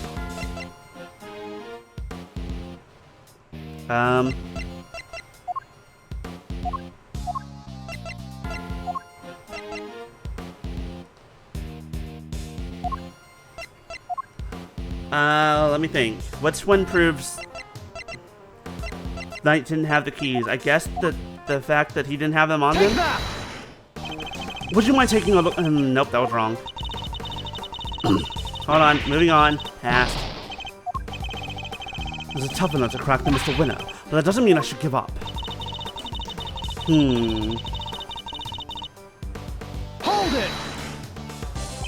I take it you believe Mr. Saint had intentions to break Knight out with the cage.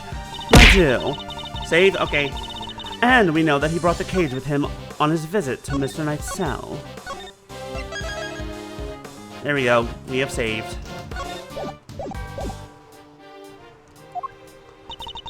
Because in addition to the evidence, he himself has testified to having done so. So his trip to Knight's cell with the cage really is what made him the lead suspect. Yeah, but Simeon, he's just absent-minded. He relatively didn't even have the cage with him. Mr. Saint dragged an enormous cage all the way to the holding cells out of absent-mindedness. Mr. Saint dragged an enormous cage all the way to the holding cells in order to help someone escape. Which of these interpretations sounds more logical to you? Indeed, as is the fact that Mr. Saint took a little detour to Mr. Knight's cell with a large animal cage. Hold it! Do you have any proof that Knight stole the keys? I can think of no other. Wait. So maybe we do have evidence that he didn't have the keys?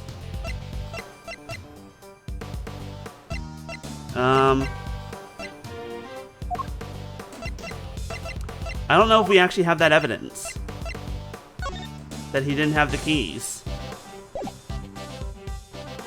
Let me think. This is the piece of evidence that proves Knight didn't have the... I'm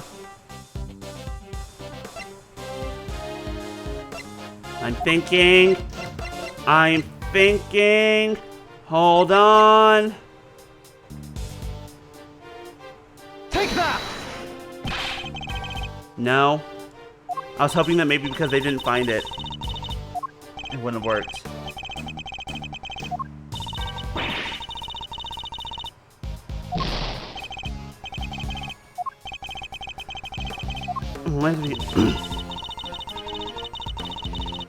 Hold it! But why go to so much trouble? Why else but to effect Mr. Knight's escape? Well, the cage is made of metal, therefore would have been exempt from the security gate inspection on exit, a fact Mr. Saint would have been well aware of, given that the circus visits every month. I don't have anything to counter that. With the tarp draped over the cage, he could have wheeled Mr. Knight out right under the guards' noses. That is, had Mr. Saint not chosen a darker path instead, the path of murder. Again, you're not giving me any reason as to why. Why would he do a murder? She says that Mr. Knight stole the keys, but didn't he deny that? Indeed, and if Knight didn't have them, then her entire theory falls apart. That could be the flaw I've been looking for. I should press her on the issue. Hold it! Maybe we just present the keys themselves, and the fact that... Take that! Really? It was that simple? I hate you. Since you know about the incident, I assume you must already know this, but after the assault, the guard searched both Knight and his cell, and no keys were found. And if the whereabouts of the keys cannot be proven, then neither can your theory. I have considered the matter of the missing keys, and I do not think it is such an issue. I still believe he had them. After all, the guards only stated that they were unable to locate them. And this is because they were cleverly hidden inside the pocket chess set. The same set in which the murder weapon was also allegedly hidden. Was it? I can't help but wonder about that. You're the one who proposed it, you dumb motherfucker! Actually, if you recall, that was Eustace's assertion. So the two of them also have one mind on this, I'll take it. And also, she's just using him as a goddamn fucking scapegoat. Allow me to restate the facts. Mr. Knight hid the keys he stole from a guard. That's not a fact! That's a speculation! Objection! Speculation! You're a judge! You should know this! When Mr. Saint came to see him, Mr. Knight used the keys to open his cell and climbed inside. See, this is why everyone thinks that the court system is corrupt. Because it fucking is. The only good people in the court system are Phoenix Wright, now Miles Edgeworth, maybe Francisca Von Karma, Apollo Justice, Athena Sykes, honestly, Prosecutor Black Quill, and, yeah, I'll say Godot. Why not? And Sadmati doesn't really count. He's, you know, he's a prosecutor in another country. He doesn't really count. he also had his problems, let's be real. Everyone else sucks, though. Hate all of them. And I would include Mia in this, but Mia's dead. She doesn't count. Corpses don't count.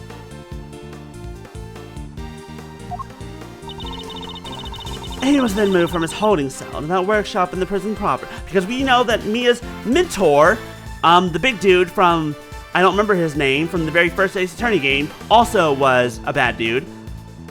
So have multiple chief prosecutors, especially in Great Ace Attorney, and some other people. All with the help of his friend and accomplice. Nothing's gone according to plan. He would have been taken out of the facility after the show. But they did not. Instead, his accomplice murdered him while the show was taking place in the yard. Hey, guess fucking what? Guess... I don't want to scream too much. Guess fucking goddamn what, motherfucker? You're goddamn wrong. Simeon was the show. Bitch. Get fucked. Objection! But Mrs. Saint was appalled to that performance. How would he even have time to commit the murder? What do you mean over... How indeed? Allow me to explain. As you know, many stage performances follow a set narrative. Yesterday's show was one such example. She's done her homework, I see. The suspect played the role of the antagonist, opposite the elephantine heroine of the show. In the latter part of the performance, the heroine's love prevails and the villain is defeated. The victory is depicted in a very unique manner, whereby the villain is sent flying from the stage by the heroine. He's sent flying by the elephant. Isn't that dangerous? Having been ejected from the stage in this manner, the villain no longer appears in the performance. In other words, the suspect did not appear on stage for a period of approximately 15 minutes. And you're saying the crime took place during that time? Yes, I'm afraid so. After all, it's more than a sufficient window. What is the motive? What is motive? Give me motive, you bitch! Objection! Committing the crime and returning to the stage in that short 15-minute window was only possible, assuming that the murder took place in the prison proper. But in fact, Your Honor, the real scene of the crime was in Knight's cell. I seem to remember telling you that I would not accept that part of the security footage as evidence. First of all, fucking why? First of all, why? It's evidence! Objection! You're dismissing very important evidence! I have so many objections to this lady. Proof of a different kind. Very well. Would you be so good as to present it? What proof do you have that the murder took place in the victim's holding cell? Take that! This appears to be a photograph of a floor. Almighty goddess of justice, grant me patience to not beam this man over the head. That's not justice! The floor you're so dismissive of, Your Honor, has traces of Knight's blood on it. Traces, you say? Is this evidence reliable? After all, I don't believe you have access to the necessary forensics operatives. Objection! You're a fucking rude-ass motherfucker. I have my resources. Here's the thing. I know that they're gonna be even more pissed than I am. And again, you also have to remember that it's a parody of the Japanese legal system, not the American legal system. No matter how much they say that this is America, it's not. Don't let them fool you. A certain blunt instrument, you might say, but a reliable one. Ah, the detective. How very unfortunate for him. Perhaps before you decide to circumvent the law, you might have considered that the committee's influence extends to the police. Oh no, now Gummy's badge is on the line too! Forgive me, detective, I didn't mean to put you at risk as well, but, you know, this is fine. I will enter the fact that Mr. Knight's blood was found in the holding cell into evidence. However... Objection! Bad luck, idiots! You're really on the edge now, Mr. Worthless! Mr. Winner, I'd forgotten you were there. It was nice while it lasted. I just butted in to tell you that your entire argument is one big inconsistency. You showed us camera footage of a dog killing Mr. Knight in his cell. Are you saying the mutt also wiped the blood up before it left the scene? Uh-oh. What other tricks can it do, huh? A blood-wiping dog? You're a joke.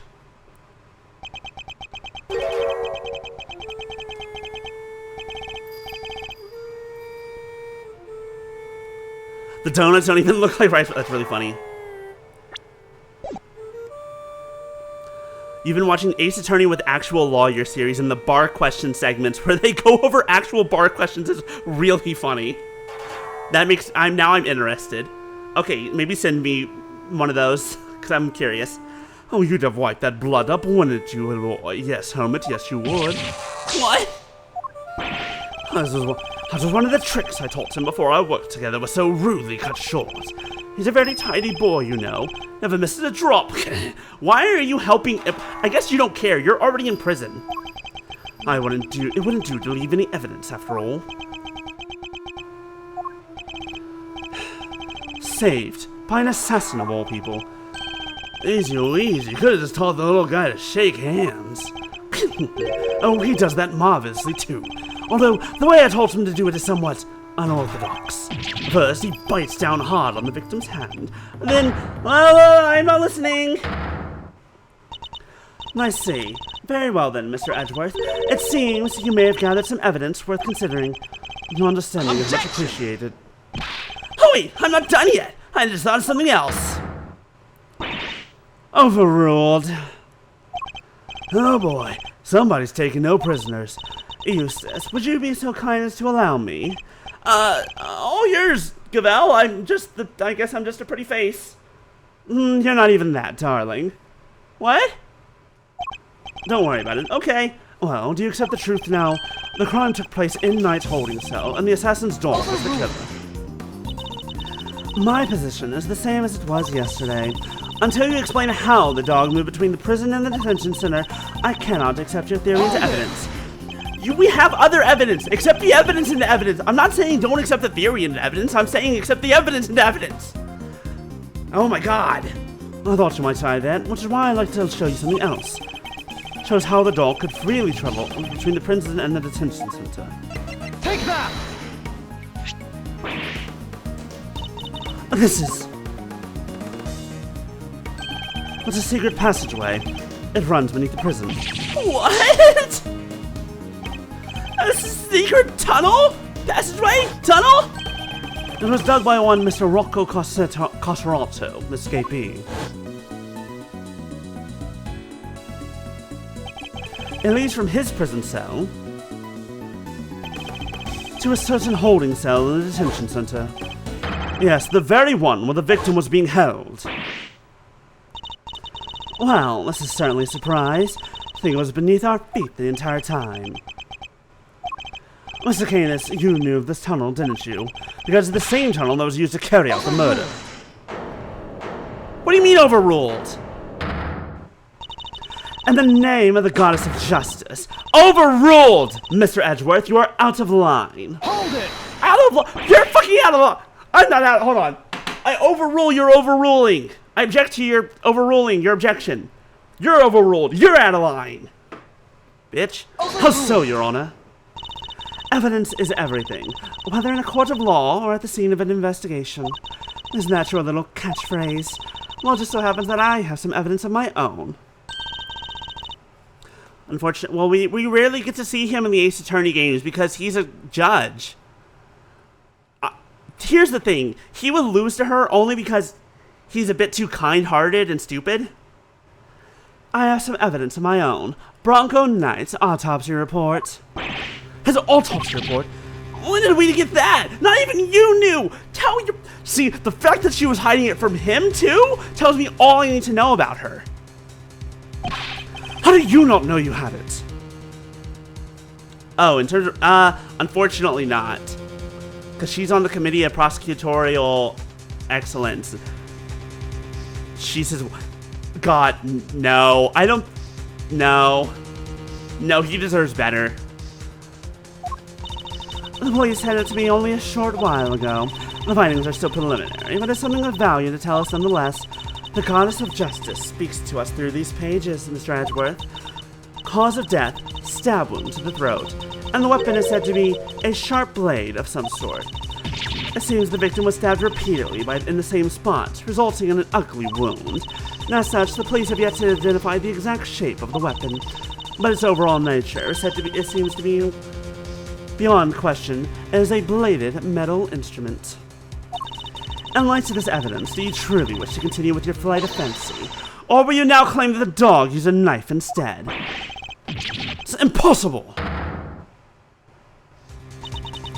That will be all. This court is adjourned. Objection! But the tunnel! The paw prints!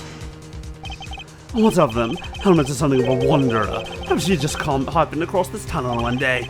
Although, I can't say for certain. I myself cannot wander quite so freely. That'd be quite a coincidence. But I can't prove it's not the case either.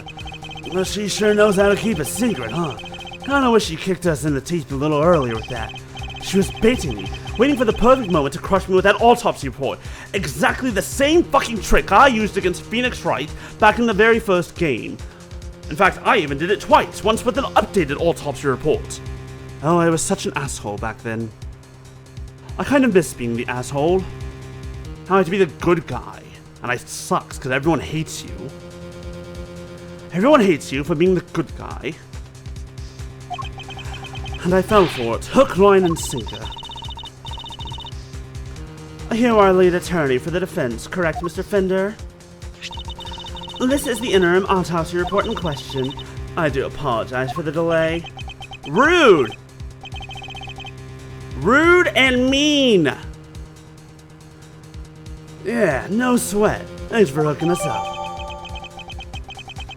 Instantaneous. So the extra... Yep, this all checks out. Yep.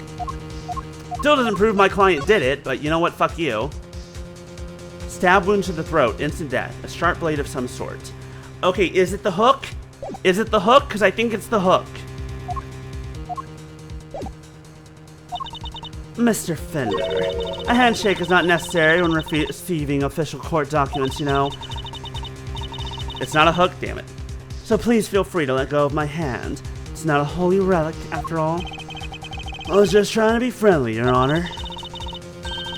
How'd you linger a moment longer? The goddess of justice would have spoken to you through my gavel.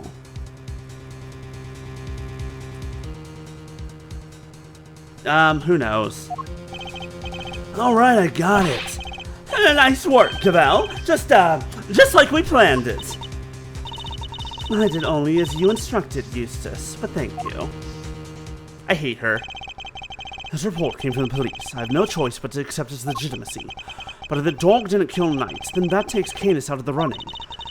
The goddess of justice speaks to me, Mr. Edgeworth, and she is merciful. She tells me that you might yet keep your badge if you will finally abandon this fruitless... Why? Okay, here's the question. Why? Why are you trying so desperately to get me off this case? You are putting your everything into getting me off this case. Why? For what fucking reason? Is it pride? Is it just because you know I'm better than him? And I'm better than you? Is it because you know that I'm not going to... Is it because you know that I don't listen to you? Because I speak the truth and nothing but the truth? Or is it because you're trying to cover something up? What's our move, sir? I think she really means it this time. What do you think, detective? My answer remains the same, Judge Cavell. I will see my duty done, and I will not be intimidated. Even with how things stand, you still refuse to concede. You know what makes a great prosecutor? You know what makes a great lawyer, regardless of whether you're on the defense, on the prosecutor, or it's a civil case? Tenacity. Tenacity to never give up to the bitter end. Like, eventually, yeah, we're gonna run out, but like, I ain't giving up. We're not done here yet, bitch. I've got a gavel of my own, listen. It's not as long as yours, but if I get within your reach, I can probably do a lot more damage than you. You extend that thing out, you go for a swing, you miss real hard. That's true, the younger brother did show up. This may very well be your last chance. Your badge hangs on it. I didn't hear no bell, so I ain't done yet. Then let it fall if it must. I have something far more important to protect as an attorney, as an associate attorney, my client. The goddess of justice is no doubt saddened by your refusal to accept yet another offer. The goddess of justice, if she's any real good actual goddess of justice, she's gonna care about due fucking process. A thing that you ain't never heard of. Attaboy, Miles. That's what I like to see. Looks like the defense never rests is really starting to mean something to you. Credit to your old man, though. He's the one who said it first. My father. In fact, I could swear I saw Gregory's spirit in you for a second there. You said that you've changed since your days in Von Karma's shadow. I didn't believe you at first, but I'm starting to. Thank you, Fender. Alright, kids. This is where the rubber really hits the road. Put your thinking caps on, it's make or break time. If it's true that Knight was off with a bladed weapon, does our whole case really fall apart? A bladed weapon? Of course! There were 5 chisels in Kenneth's cell when last we looked. A former assassin certainly wouldn't struggle to commit murder with a tool like that. In which case, the weapon that killed Knight was... Have you quite finished? It would be in your best interest to concede. No, I literally just said I'm not conceding. Evidence is everything. And more may be my little catchphrase, but it's also true. So the murder weapon was a sharp blade. Then where is it? The cops didn't find it. Why can't you let this go? No wonder they didn't find it. What are you driving? No murder weapon. You have no murder weapon. No motive. All circumstantial, situational evidence. I hate you. What if I were to tell you that I now know what the real murder weapon was, and it was right under our noses the whole time? Indeed, it was one of Mr. Canis's chisels. What? Overruled. Test them for blood. Test them for blood. I would advise you to stop bombarding us with your irresponsible, half-baked theories, Mr. Edgeworth. You have repeatedly insisted that Mr. Knight was killed in his cell by a dog. Now I simply go where the evidence takes me, both in the courtroom and at the scene of a crime. Ooh, bugle chips. I will put them on my fingers and make little claws, and then I will eat them one by one. Because that's the only way to eat bugle chips. If you do it any other way, you're wrong. I'm sorry to tell you this. If the murder weapon was in fact a chisel, then yes, the murderer cannot have been the dog. But that begs the question of what exactly it was we saw in the security footage. Oh yeah, the security footage! How do you explain that, Mr. Smarty Pants? An excellent question. The footage shows... Mr. Canis's dog jumping up at night. That's fair. Totally valid reasons. To be fair, I also haven't had bugles since I was a kid. They might not fit on my fingers anymore either. Mr. Canis's dog jumping up at night. The dog attacked Knight, but he didn't kill the man. He didn't... No, Knight was merely knocked out. The dog didn't drag a corpse through the tunnel, he dragged an alive but unconscious Knight. The real killer was the dog's master. Oh, I get it. By bringing Knight here, Mr. Canis could finish the job. And he could definitely use one of his chisels to do it. Correct. You, Bodhidharma Canis, you're the only one who could have done it.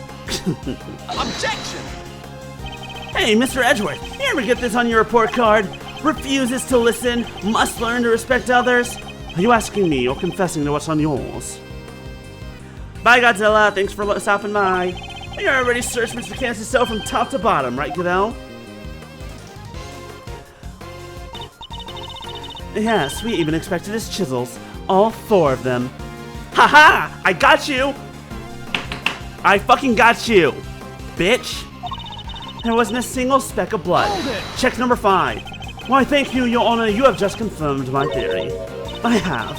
What exactly do you mean? The last time we were here, there were 5 chisels, not 4. Oh yeah, I remember counting them. Definitely 5. And the one that's missing is the small one. The one we thought might be a pocket chisel. Mr. Canis, where did you hide that chisel? Pocket chisel. And what use must I have for such a thing? I am rarely allowed to leave my cell. In which case, he shouldn't have had the chance to dispose of the weapon. Search the warden's office. You've dug your own grave, Mr. Canis. You seem to have an idea where this missing chisel might be, Mr. Edgeworth. Would you enlighten us? For a man who can't leave his cell of his own volition, Canis can only have...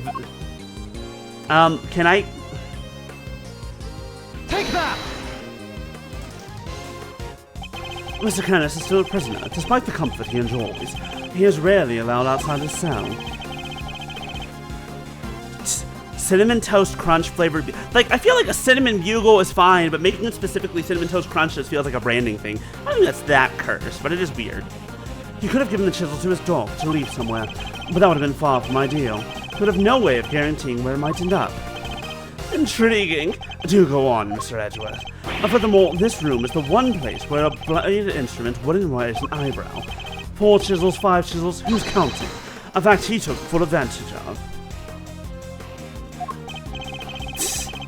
The old keep the incriminating evidence close routine. Classic. Objection!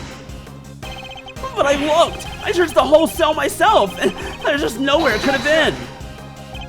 I'm certain that the murder weapon is here, and that's the reason why no one has found it yet, is because it was hidden in such an ingenious manner. Do enlighten us, Mr. Edgeworth. What was my insidious plan? Think, Miles, there must be a hiding spot you can make use of. Think about when you came here previously. What are you missing?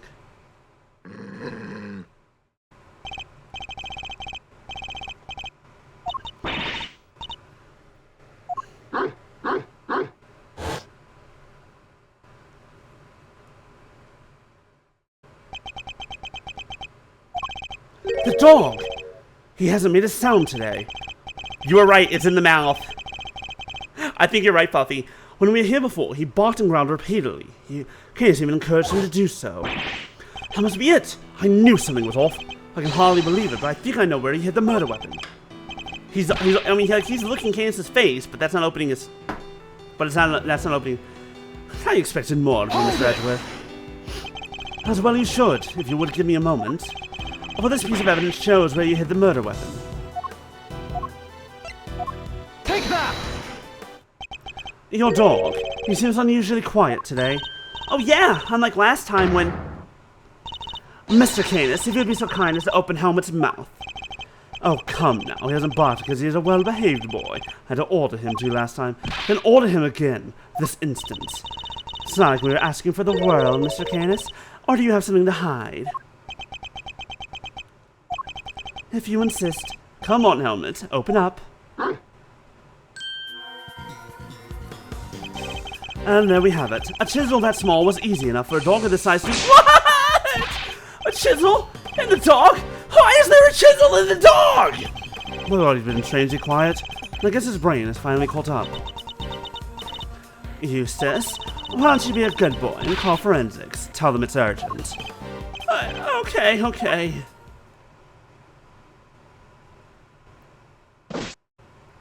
Fluffy, I can't believe you were right. Our findings are as follows. Traces of blood were detected on the chisel. What?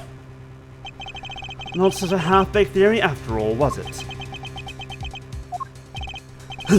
Alright, so we're all on the same page here. This is our murder weapon, yeah? The forensic evidence cannot be ignored. We have no choice to concede that this is the most likely the case.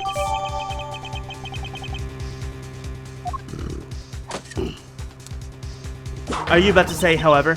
Mr. Canis, in light of the discovery of the murder weapon, the court demands that you explain yourself. We found the route your dog took the holding cells, and now we have the chisel. How do you propose to talk your way out of this one? You never fail to entertain, Mr. Edgeworth. Why does he always laugh like that, even when it's not funny? Poor Helmet. How could they suspect us, You leave me little choice. I shall simply have to share with you the truth. I do not kill anyone. I've grown tired of killing. Something's not right. Why is he so calm? Very well. The court will hear Mr. Canis' testimony. If you would be so kind. Gladly. Perhaps you might begin by explaining what you believe my Okay, look. If they don't have to give a motive, I don't have to give a motive. Fuck you, first of all. They've never given a motive on why Simeon Satan would have killed Knight. Why the fuck should I have to give a motive? Fuck you! Perhaps you might begin by explaining what you believe my motive to have been. I never knew this Knight. I had no contact with him, no connection whatsoever. Yes, you did. Okay, we already know you're lying. We already know you're lying. Given that this is the case, why would I possibly wish him dead? Could it be you are suggesting that it was my canine companion who had the motive instead? Helmet only bears his fangs when I tell him to. I am not so bloodthirsty that I would kill a man I did not know. I mean, when he puts it that way, an assassin who only kills his acquaintances. Not the soundest business model, I agree. My work required me to deal with strangers, of course, but murder for its own sake, that's not my style. So I need to prove a link between Knight and Canis. I should go over the evidence. I already know! I already fucking know! I don't care about your motive. They don't care. Blah, blah, blah, blah, blah, blah. Here it is. Objection! Haha, guess what, bitch? Yes, you do. Oh, you're getting sloppy, Mr. Canis. You may have trained your dog to clean up your mess, but some things still require a human touch. We found this in the victim's room, as the record of a game of correspondence chess. What's more, the game depicted matches the game laid out on your board. But what? The number of possible games have been calculated to be 10 to the power of 120, and that's on the low end. Wait, so that's 10 times 10, 120 times over, right? Some 10, 100, 1,000. I give up. I mean, we don't even call the number that big. A vanishingly unlikely coincidence, that's what. Now tell us why you killed Knight. Unless, that is, you would prefer to explain the coincidence. Well, they do say that truth is stranger than fiction. It is, as you say, a coincidence. But that's totally impossible. We just proved that. A coincidence of a different kind, child. I never imagined my correspondent was the victim, you see. And yet here we are. Helmet is surprised that I am, aren't you, Helmet? Yes, yes. I suppose there's nothing for it but to finally tell the truth, boy. Boy? The other prisoners had all gone to the yard, you see. There was a store of some sorts, I believe. Here I was, minding my own business, when in comes Helmet dragging a corpse of all things. I had quite a shock, not least because the murder weapon was still in the poor fellow's neck. Of course, I was none too keen on becoming a suspect, so I had Helmet take the body to the workshop.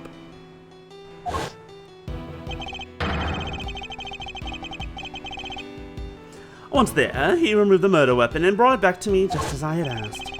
The dog pulled out the murder weapon in the workshop. Indeed, he did. Removing it here would have made an awful mess after all. You know something? That makes total sense. Remember what Mr. Solid said, Mr. Edgeworth? That huge black dog had sunk its terrible teeth into the victim's throat. Ah, hellish, a little hellish. Okay, that was... I see. So what Mr. Salt actually saw was Helmet removing the murder weapon, then? Precisely. I can't tell I was a little disappointed that he was spotted, of course. Silly boy, it's not like you to slip up like that, is it now? Good boy. And there you have it. That's about all there is to tell. I did not kill the man. At most, I am responsible for the removal of the weapon. Now, will that be all? Poor Helmet is growing restless. Objection! Sorry, but if you can entertain us for just a little longer, Mr. Canis. Fender? No offense, Palio, but I don't think you've quite told us everything. I'm sure we'd all like to know why you thought you needed to pull the chisel out in the first place. He's right. It makes sense that he would move the body to avoid suspicion, but Canis had no reason at all to recover the murder weapon. So the mute one isn't as dumb as I thought. Please answer the question, Mr. Canis. It was because of the bell. The one attached to the chisel and the one around the helmet's neck. Have a very distinctive design, if you will. Of course. That was something of a trademark of yours, were they not? I don't get it. How does that even work? Bodhidharma Canis, the blind butcher. His appearance was always announced by the sound of bells. The last sound his victims would ever hear. You flatter me. Although it's been some years since you last saw one of them, you remember them well. Your knife and its attached bell were one of the pieces of evidence seized in our case against you. Yes, it was but one of my bells. One of only two in existence. Just two? Two and only two. One for my knife and one for my beloved helmet. Exquisitely crafted, utterly unique. My ears are my guide, after all, and I must be able to use my tools precisely. Of course, as you said, the knife had long since been taken from me. But now it's on your chisel. When Helmut brought the body to my cell, I was rather surprised to hear a familiar sound. At first, I was sure that my knife had been used to do the deed. But no, a chisel. An ordinary chisel. There's certainly no assassin's grade. Nonetheless, the bell would have suggested my involvement. Compounding the matter is the fact that I am the only person in the prison permitted to use such tools. It was clear that I would become the prime suspect. And so, the chisel had to be removed and hidden. Hold it! You still claim that all you did was have the dog move the body, that you had nothing to do with the killing? How could I? I told you the chisel is not mine. You need not take my word, Mr. Edgeworth. Why not have it checked for fingerprints? Biscuit, what you doing, baby? Baby? Eustace. Huh? Me? But I don't know how to check for prints. I'll get forensics. Oh, right. Sure thing. Biscuit, uppy. Biscuit, get up. Up. Up. Jump. Biscuit. Baby. No? Okay. Eustace is an idiot. Oh, we got him! Fingerprints! They're Mr. Knight's! And Mr. Canis's? Nope, just Mr. Knight's. Oh, and forensics said there's no sign of any prints having been wiped off. Only Knight's fingerprints. This isn't good. Also, then Biscuit jumped in my lap, by the way, after I stopped asking him to. Should I get them to check again? Now do you see? I have never so much as touched that chisel. Helmut carried it in his mouth, that's all. Therefore, any prints must belong to whoever had it last.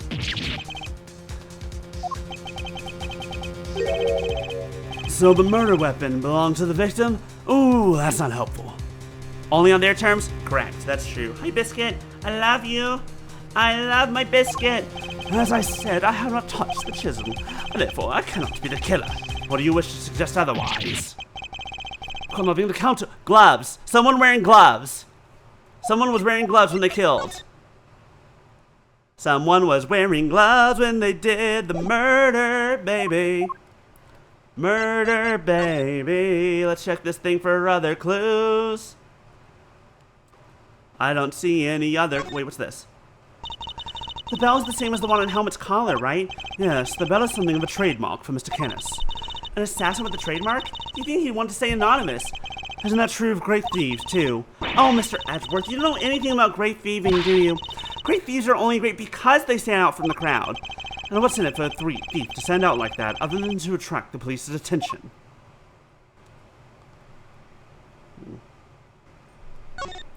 Biscuit.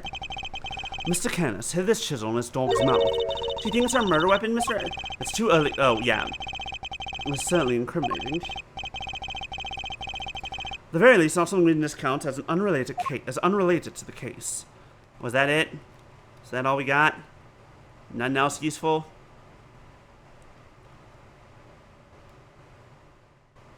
Okay. I tried. What could this mean? Is he not the killer after all? Is he actually telling the truth? No, he can't be. Hi, baby. Hi, baby. Hi, baby.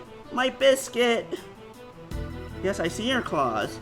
I would like to trim them later, if you'd let me. I'm sure this goes without saying, Mr. Edgeworth, but if you do not find a solution to your current predicament and quickly, I have little choice but to relieve you of your bed. Hey, I'm doing a great job. I found the murder weapon. You can't say that that's not important. Even if regardless of anything else, you can't say that what I did wasn't important.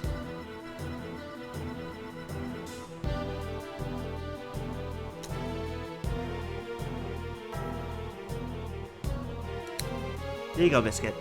See, got that sharp claw all trimmed just like that, and you didn't even care. Even my patience has its limits, and I will not tolerate you throwing this investigation.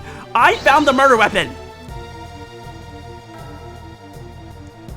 Who announced their thefts ahead of time in the calling card are actually... They are?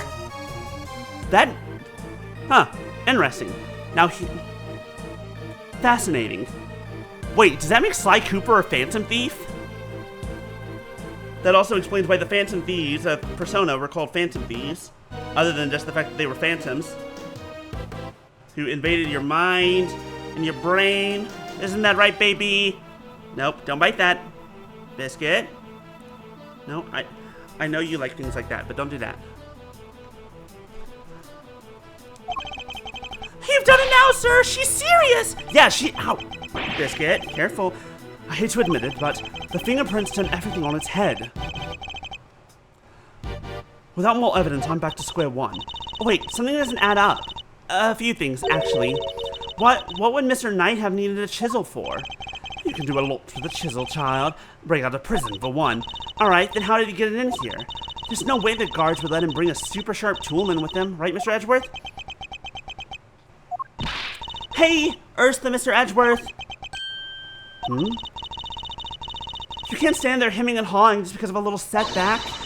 The important thing is finding the truth, you know? It doesn't matter how we get there. As long as we survive, save Simeon in the end. We can't give up now or ever. Yeah, what she said.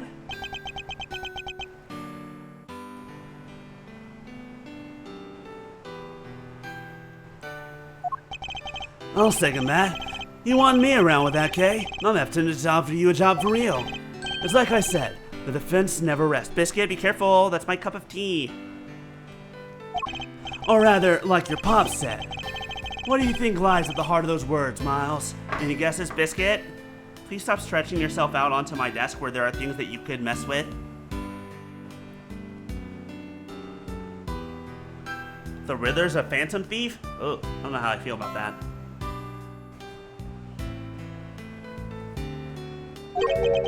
The heart of those words.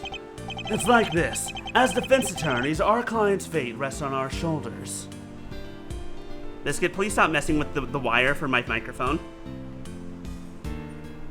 And please stop please do not put your hip paw in my teacups like the thingamajig.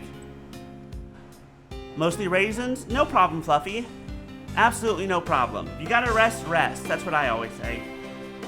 Rest when you gotta. Alright, Biscuit, you're being a bit, at the moment, so we're just gonna not take it down.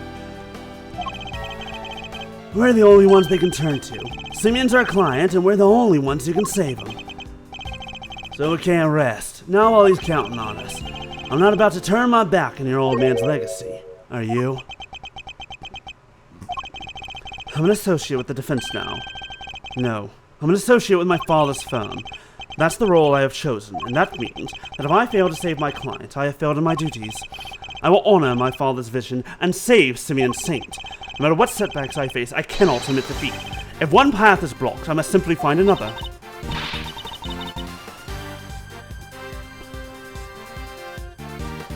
What weighs 6 ounces, sits on a tree, and is highly dangerous? A robin? But I'm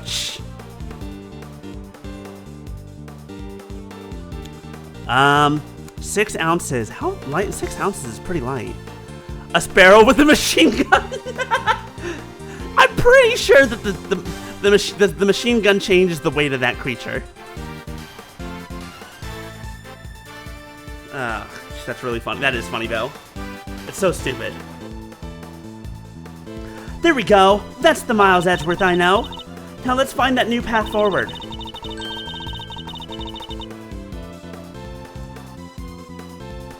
We can start by trying to figure out how Mr. Knight brought that chisel into the prison. Right, how would Knight have managed to bring a chisel in here? Take that! Usually, it wouldn't be possible to bring a metal object into this facility undetected. Because of the security gates, right?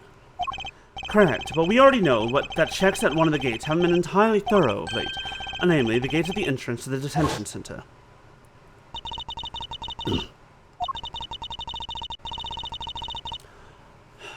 Great, the evidence that was used against us before is now being used for us.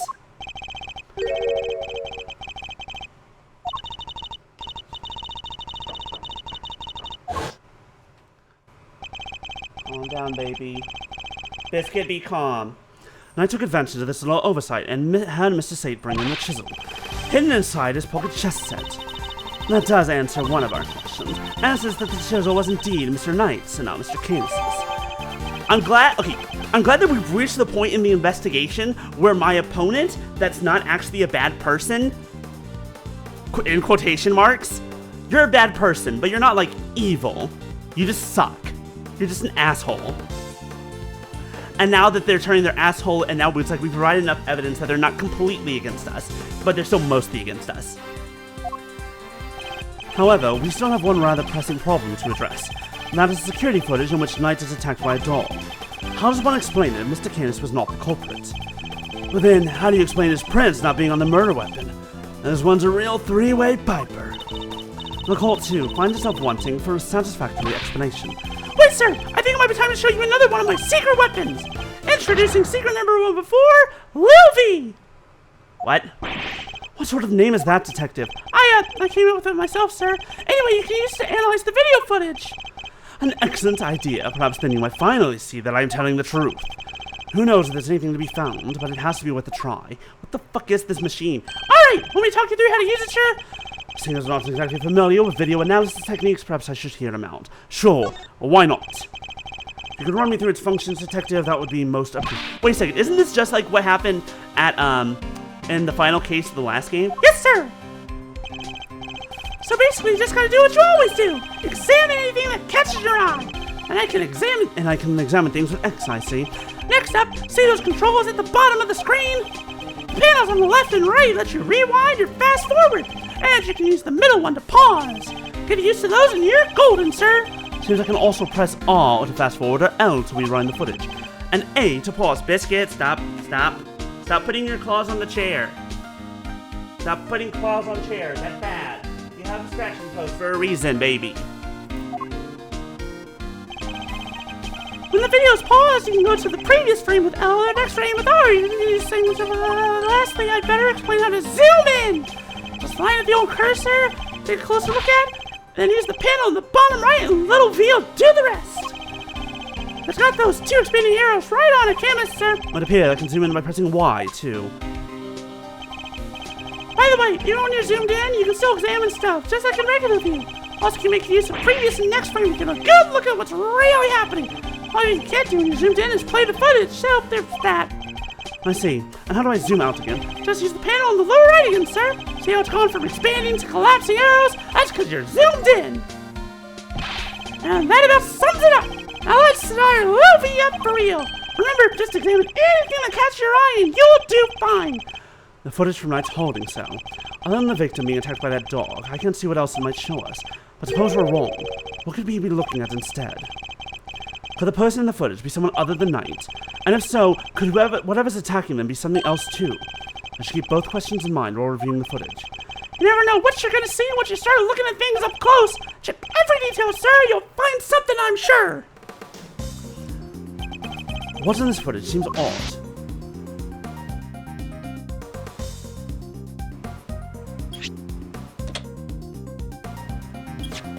He's not wearing his tie.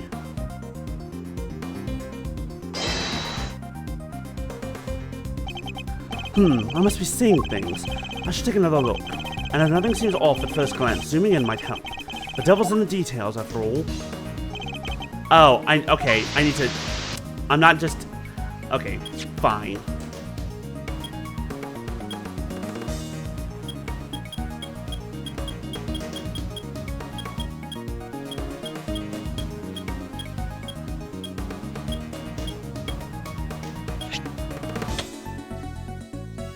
What the? Wait! Isn't that Mr. Carcerado's bear? Isn't that Teddy? Holy shit! Mr. Carcerado killed him! Sir! Look! I suspect we made a critical error of judgment. What we're looking at here is no dog. This animal is... That's not a dog, it's a bear! What? So the paw prints from the photo I took were not canine, but ursine. Carcerado's the one who killed Knight. A bear, so could that mean? Yes, I think it could. After all, who else do we know but just a pet? And if we were mistaken about the creature in the footage, it's not inconceivable that we were mistaken about the person in the footage too. Maybe there's something in there that could prove it, sir. Something that shows it wasn't Knight. You're right. We can see the person's face, which means a different identification is... A direct identification is out of the question. The missing... It's the officer uniform that he stole. He's posing as one of the guards! But perhaps there's something that can tell us who they are indirectly. Indirectly? Like the mirror? Yes, it's certainly worth a look. Because the polar bear wasn't jumping to attack, the polar bear was getting on just getting on him to latch on.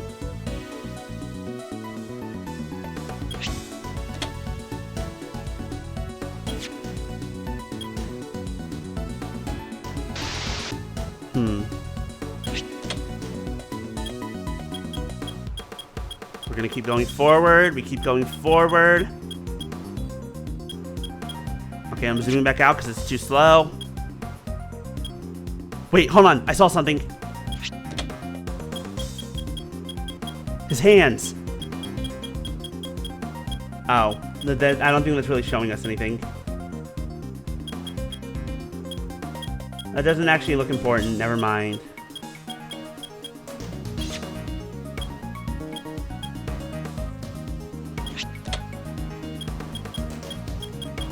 Okay. Let us see what we can see.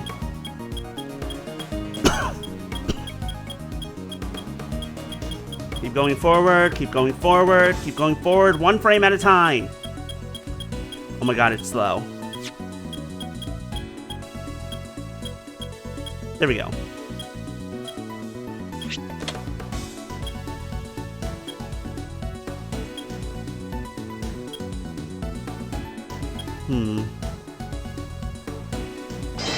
Oh, he's got a cap on. The officer. The figure is reflected in the mirror here, too. Is that a hat? Say, doesn't that look like the hats the guards wear, sir? Oh, jeez, is that what I think it is? Have there been any reports of one of the animals attacking a guard recently? Not that I heard of. So this may not be a guard at all, but somebody dressed as one. Perhaps this might shed a little light on the matter of the hat. Take that!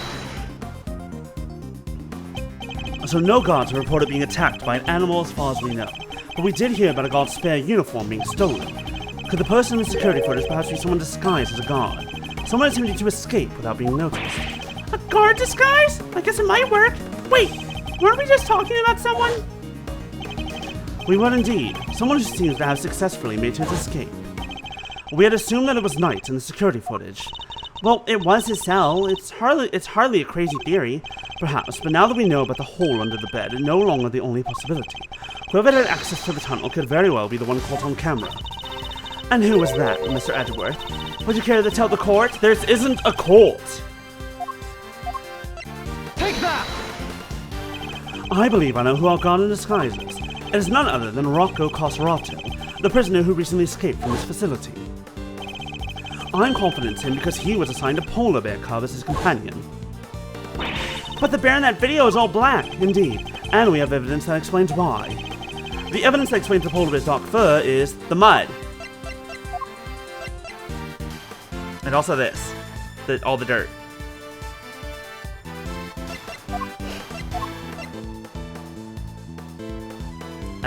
So there's two options. It's either the mud pack treatment. Yeah, I think it's that, because we were talking about that before. Recall, if you will, Mr. Frank Salt's testimony. It's the rubber glove I dropped. Would you care to explain why this so did? Oh, of course! That's mud from one of the pet treatments I've been practicing. I was giving one of the animals a mud pack right when the incident happened. Which animal? Let's see. The show had already started, so around 9 AM perhaps. The thing is, the more mud I applied, the more in the zone I got, and the darker the animal's fur. It's no trance, quite like the trance one enters when one slathers an animal with thick black mud. While the circus performance was underway, he was giving one of the animals a mud pack treatment. And that animal could have been, indeed, our polar bear. Overruled. Mr. Edgeworth, your latest assertion simply introduces yet another contradiction. The footage from the security camera. I fully understand, Your Honor, and your doubts are entirely justified. Mr. Sword mentioned applying the mud pack while the circus performance was underway, and this does indeed introduce a new contradiction concerning the security footage. It does? Yes, let's put it this way.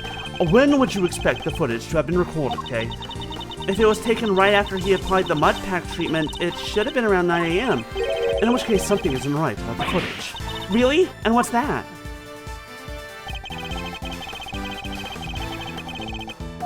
A new contradiction? Oh, this, duh. Take that!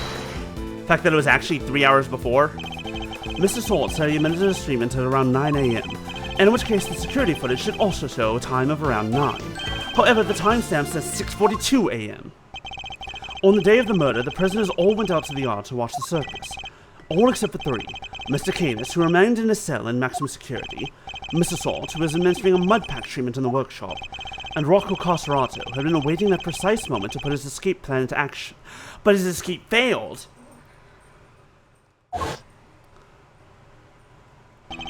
I believe he entrusted the bear to Mr. Salt before entering the tunnel.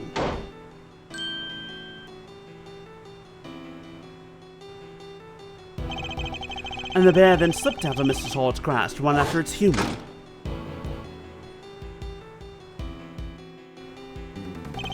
Mr. Salt would have then left the workshop to pursue the bear, at which point he saw Mr. Canis' dog retrieving the murder weapon from Knight's body. It all fits perfectly except for the security footage, which should have been recorded from around 9 a.m. However, the timestamp is 3 hours off. But why would the timestamp be wrong? Detective, I would like you to have the security camera examined. Right away, please. Biscuit, no claws on the chair. Thank you.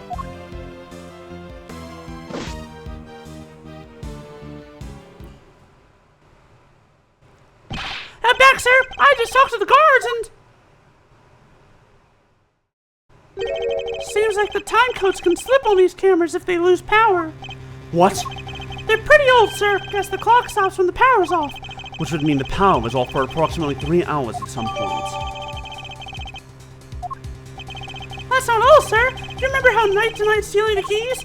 No one believed him, considering, well, you know, he seemed kind of like the only suspect. Turns out that wasn't all he said. He also said he was knocked out cold, just like the other guy. Which may not necessarily have been a lie. Darlings, there you are. How goes the investigation? Is there anything I can do to help things along? Actually, there might be something we can do for you, Warden Lagarde. The escapee, Mr. Carcerato. I believe he may still be on the premises. He is disguised as a guard. There's the proof, should you need it. We're reasonably certain that the person captured on this tape is our man. And if I am correct, he might even be right here in this room with us now. How many guards are in this room? Hey, Mr. Carcerato would have been wearing a bracelet, right? Yes, a bracelet that could easily be hidden under the sleeves of his stolen uniform. Furthermore, the doors out of the prison proper don't have those sensors that detect the bracelets installed. So if he avoided doors with sensors, he could simply wait for an opportunity to finally make his escape. Well, yes, I suppose he could. He'd have to avoid the workshops and the cells and... Oh my. He's one of you, isn't he? He's here right now! Teddy! Look, it's Teddy! Whoops, found him. Hey, pause off! Get your mitts off me, you big palooka! Thank you, Teddy. Very kind of you to confirm our suspicions. Gah! Dang it, kid! If it wasn't for you, I'd have... What a thing it is to be loved, huh, Mr. Carcerato? I'm almost envious. I thought you had that guy, Mr. Phoenix, right? We don't talk about him right now. This is not his game, we don't talk about him. Guards, apprehend this man! A moment, if you will. I have some questions for our would-be escapee. If we are to learn the truth, I will need to speak with him. With your permission, of course. I can hardly say no now, can I? Well, come on then. Hit me with your best shot. Mr. Carcerato's escape route led directly into Knight's cell, so it's highly possible he has something to offer. Tell me what you were doing on the day Mr. Knight's body was discovered.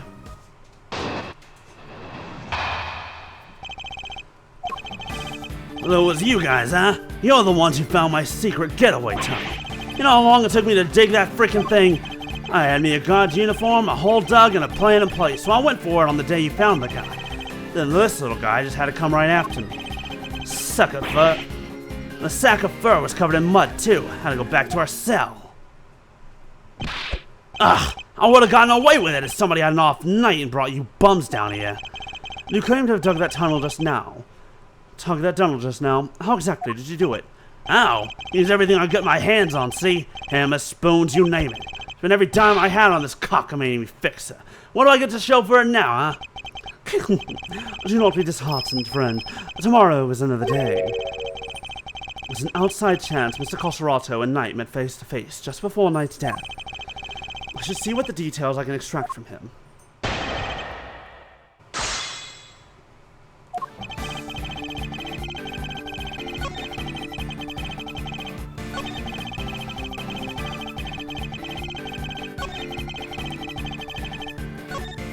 Nope, hold on. Hold it! The uniform, was that from the fixer too? Uh-huh, sure was. I only had something on one of the guards. Had the guy swipe it from a pal's locker. And were you wearing it when you were crawling through the tunnel? Nope, would've got dirt on it. Had to hold on to it till I got to the holding cell. Once I was out of there and all dressed up, opening the cell door should have been a piece of cake. Here we go, I think. Freedom beckons, and the furball here jumps up at me. Which would be the moment captured on camera. Let's see. I'd be grateful if you could add that to your testimony. All dressed up. Objection! You claim that leaving the holding cell would have been a piece of cake, as you put it.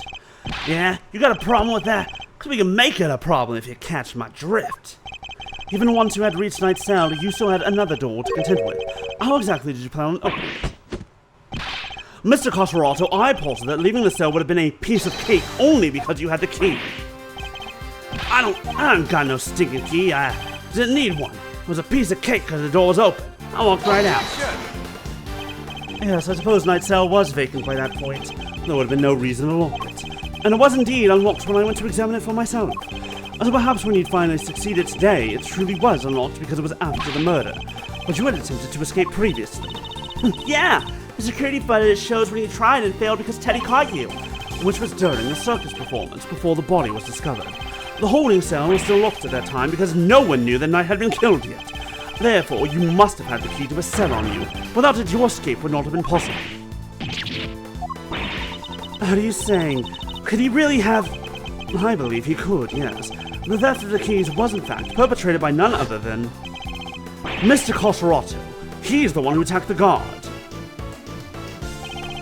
But not just the guard. Knight, too. All to gain possession of the guard's keys. It wasn't me, you lousy bum. I didn't even know this Knight guy. After you stole the keys, you went back to your cell to avoid suspicion. And then you waited for the perfect moment to escape. A moment when the prison would be almost deserted. That's right, the moment of the show. Just before the discovery of the body. Unluckily for you, that particular attempt was thwarted by your furry friend. Says who, huh? You got proof, genius? This ain't your one yet, nah. And I knocked the guard out for the count and everybody knows it. Don't play games with me. I've been as much a victim as the guard in this case. As a matter of fact, I have proof the Knight had been attacked in his cell. Take that!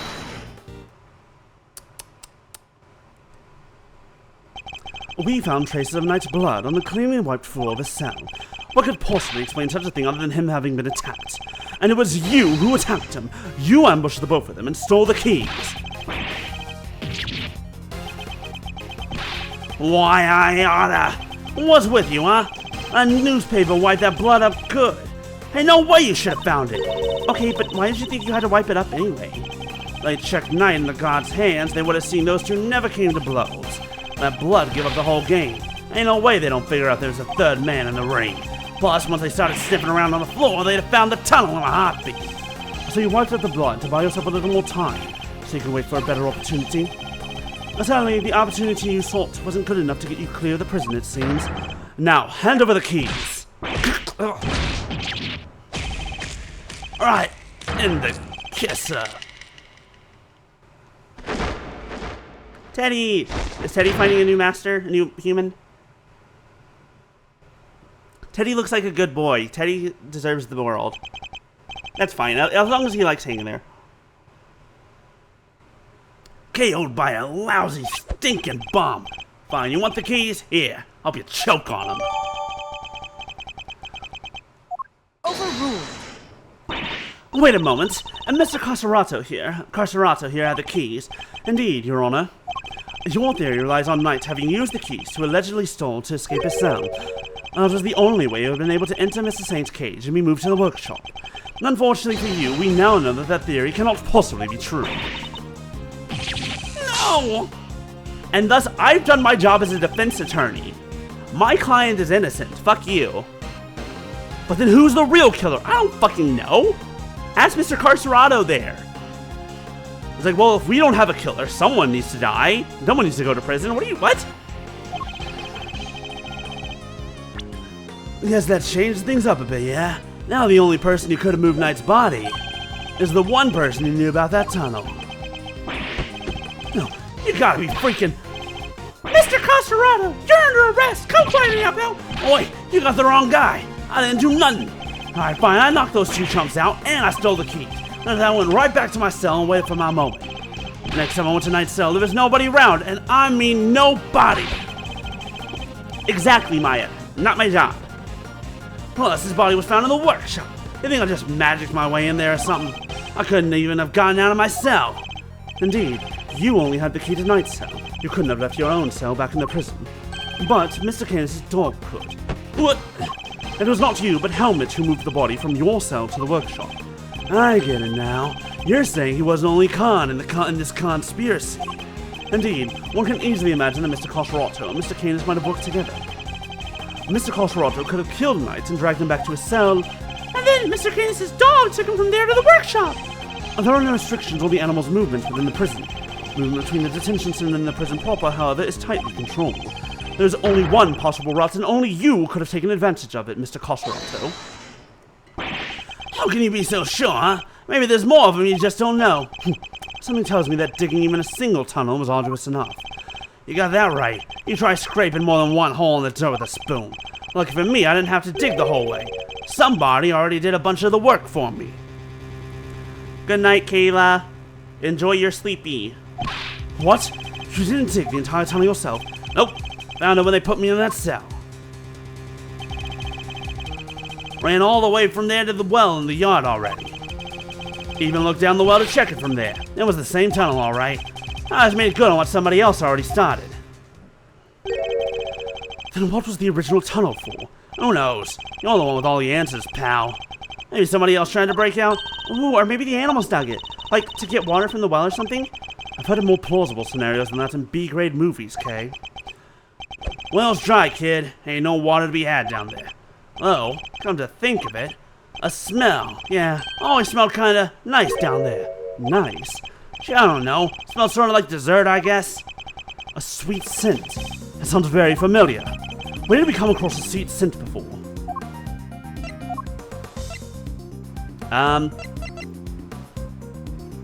The tunnel? It was on the body? Take that! Detective Gumshoe noticed a sweet smell when we were examining Knight's body. With the help of a police dog, we followed the scent of the body and traced its route back to the prison. And then Mr. Castorado was how we found your tunnel. Could that same sweet scent be what you noticed coming from the well? Very clever, Mr. Edgeworth. You mean to suggest that this is evidence of the body having been moved through the tunnel? I do. Furthermore, Mr. Castorado, you're the only person who could have done it. Nobody else had access. You have our thanks, Mr. Castorado. Truly. Finally the truth comes into view. Now unburden yourself. It is time. You're gonna still put the blame on my client, Simeon Sane. Confess your role in this tragic incident.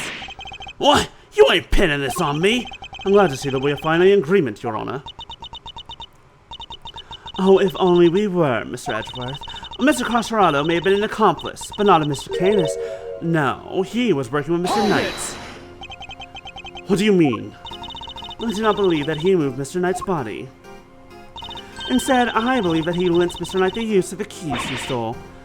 You gotta be kidding me! Granted, it seems likely that he attacked Mr. Knight. That doesn't necessarily mean that Mr. Knight was knocked unconscious as a result. And what if he wasn't? What if he and Mr. Castorado had reached a certain agreement? What kind of agreement, exactly? Mr. Knight was plotting an escape for which he required a means of leaving a cell. And here was that precise means in the form of the keys Mr. Castorado had just stolen. You are, once again, you're speculating harder than I am. You're making even more, like, here's the thing. Every time you're an ace attorney, you're like, okay, let's follow the evidence. But I feel like every time an ace attorney, your opponents are always like, here's our conclusion, let's work backwards to figure out how to make it work. That's what you're doing. That's what you're doing here, is like, Saint has to be the murderer. So let's work backwards as to how, even though we don't always have the evidence for it. And I'm like, fuck you. Mr. Castorado himself would need to pass through Mr. Knight's cell in order to effect his own escape. Mr. Knight needed only to shout and alert the guards that Mr. Castorado's plans would be ruined. And so, the two struck a deal.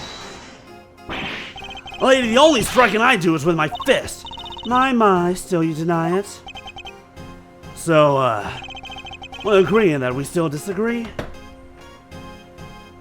We're agreeing that we still disagree? I hate you. Mr. Knight had Mr. Carcerato unlock his cell so that when Mr. Saint arrived, he could escape into the cage. Mr. Saint was then able to move him into the prison proper, just as planned. This is... But it makes no sense! It makes no sense! Okay?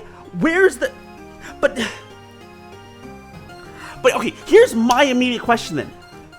You're just lining up a bunch of things, it's like, oh, Mr. Carcerato just so happened to come in and attack me. They just so happened to reach agreement, and then only after that, it just so happened that Saint came in with the cage. Like, when he didn't have a chance to plan that beforehand, right? And then he took Mr. Knight into the workshop and did the deed. When neither of you listening, the scent on Knight's body proves that it was taken through the tunnel. It was removed from his cell to the... Perhaps if you would let me finish, Mr. Edgeworth, I am not denying that Mr. Knight's body was moved through the tunnel. Then what are you driving at? Is this a trick question? As you say, Mr. Edgeworth, the sweet scent shows the route the body took. However, it did not enter the tunnel from Mr. Knight's cell. Then how did it get down there? There is another possibility, one you seem to have overlooked. The well in the yard. Could a body not have entered the tunnel from there? The well in the yard?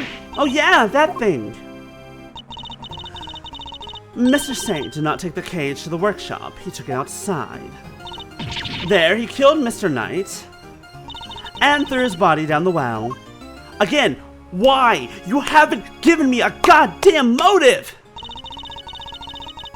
Mr. Case's dog then dragged Mr. Knight's body here to his owner's cell from the bottom of the well.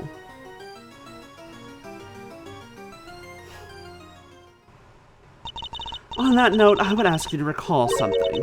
What was happening in the yard at the approximate time of the body's discovery? The circus show, right? Regina and Simeon were performing for everyone. Wait, Simeon! Indeed. Until you see how it must also have been with him who disposed of the body. Judge Cavell is a truly formidable opponent, who is grating my every so effortlessly adjusted a theory to fit the facts. I propose that Mr. Knight was taken to the yard, not the workshop. And as we have established, Mr. Saint was off stage for 15 minutes. Ample time to throw the body down the well. I'm sure you will agree. Your detection is impressive, Your Honor. In plain view of everyone? However, even supposing that Knight's body was indeed thrown down the well, you cannot conclusively say that it was during the show. Could have happened at a different time.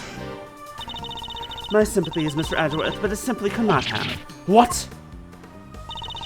Mr. Carcerato was using the tunnel at around the time the show began. Mr. Carcerato, did you happen to trip over a corpse while you were down there? No. Bodies were clean. If the body had been at the bottom of the well before the show began, Mr. Carcerato would have seen it. However, he saw no such thing.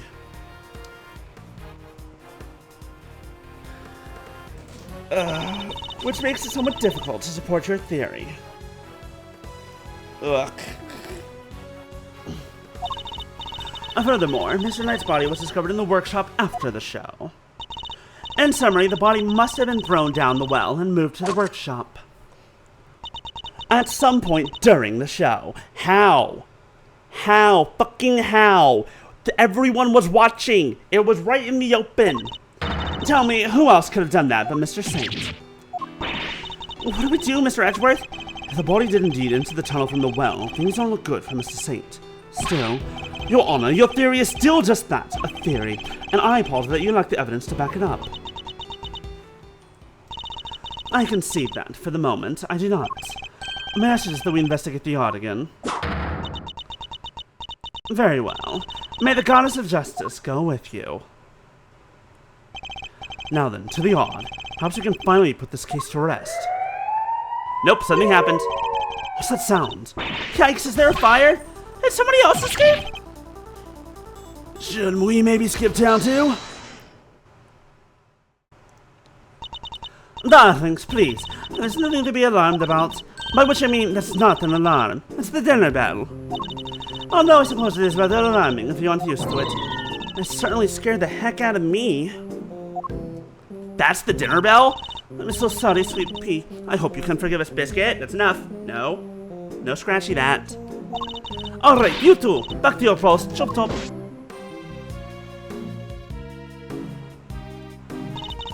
And as for you, Rocco Casarato, next time you went back to your room.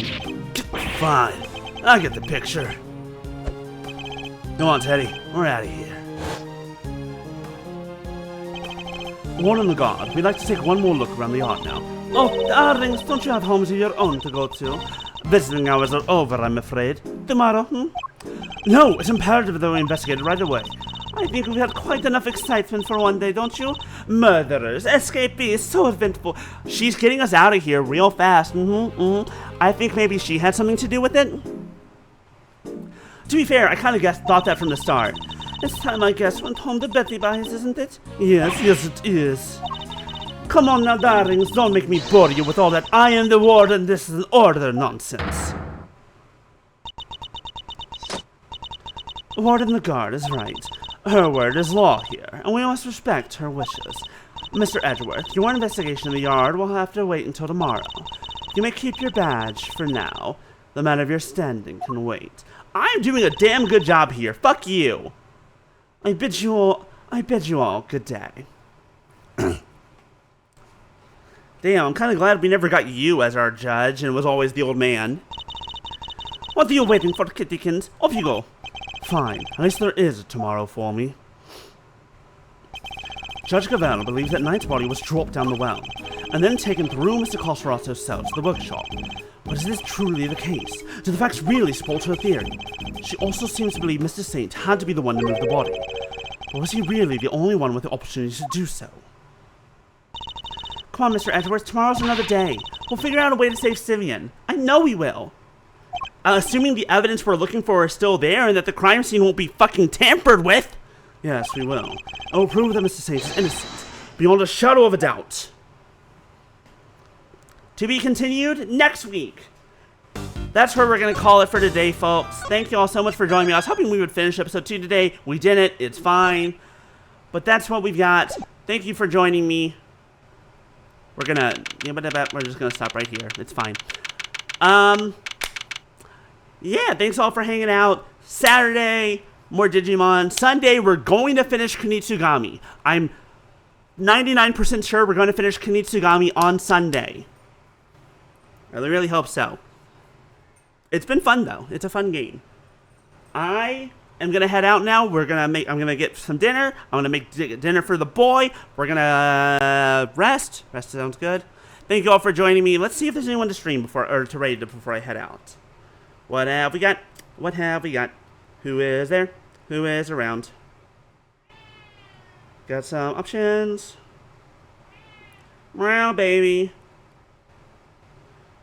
Oh yeah, the new Doom game came out. I want to play it, but I also don't want to drop $70 on it. Maybe when it gets cheaper. You heard Biscuit? You heard Meow? Biscuit, Maya heard you. Congratulations.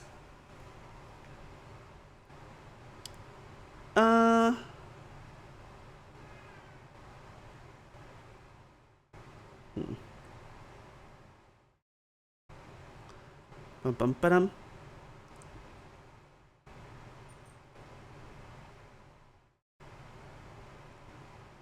Two seconds. I'm thinking. I'm planning.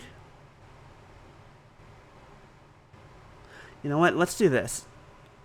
Let's go raid Careering. Alright, thank you all so much for joining me. I'll see you all on Saturday. Have a great rest of your week. How do I spell this name?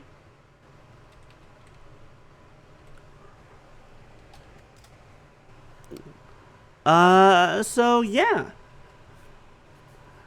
Everyone have a great night, and we'll see you later. Bye!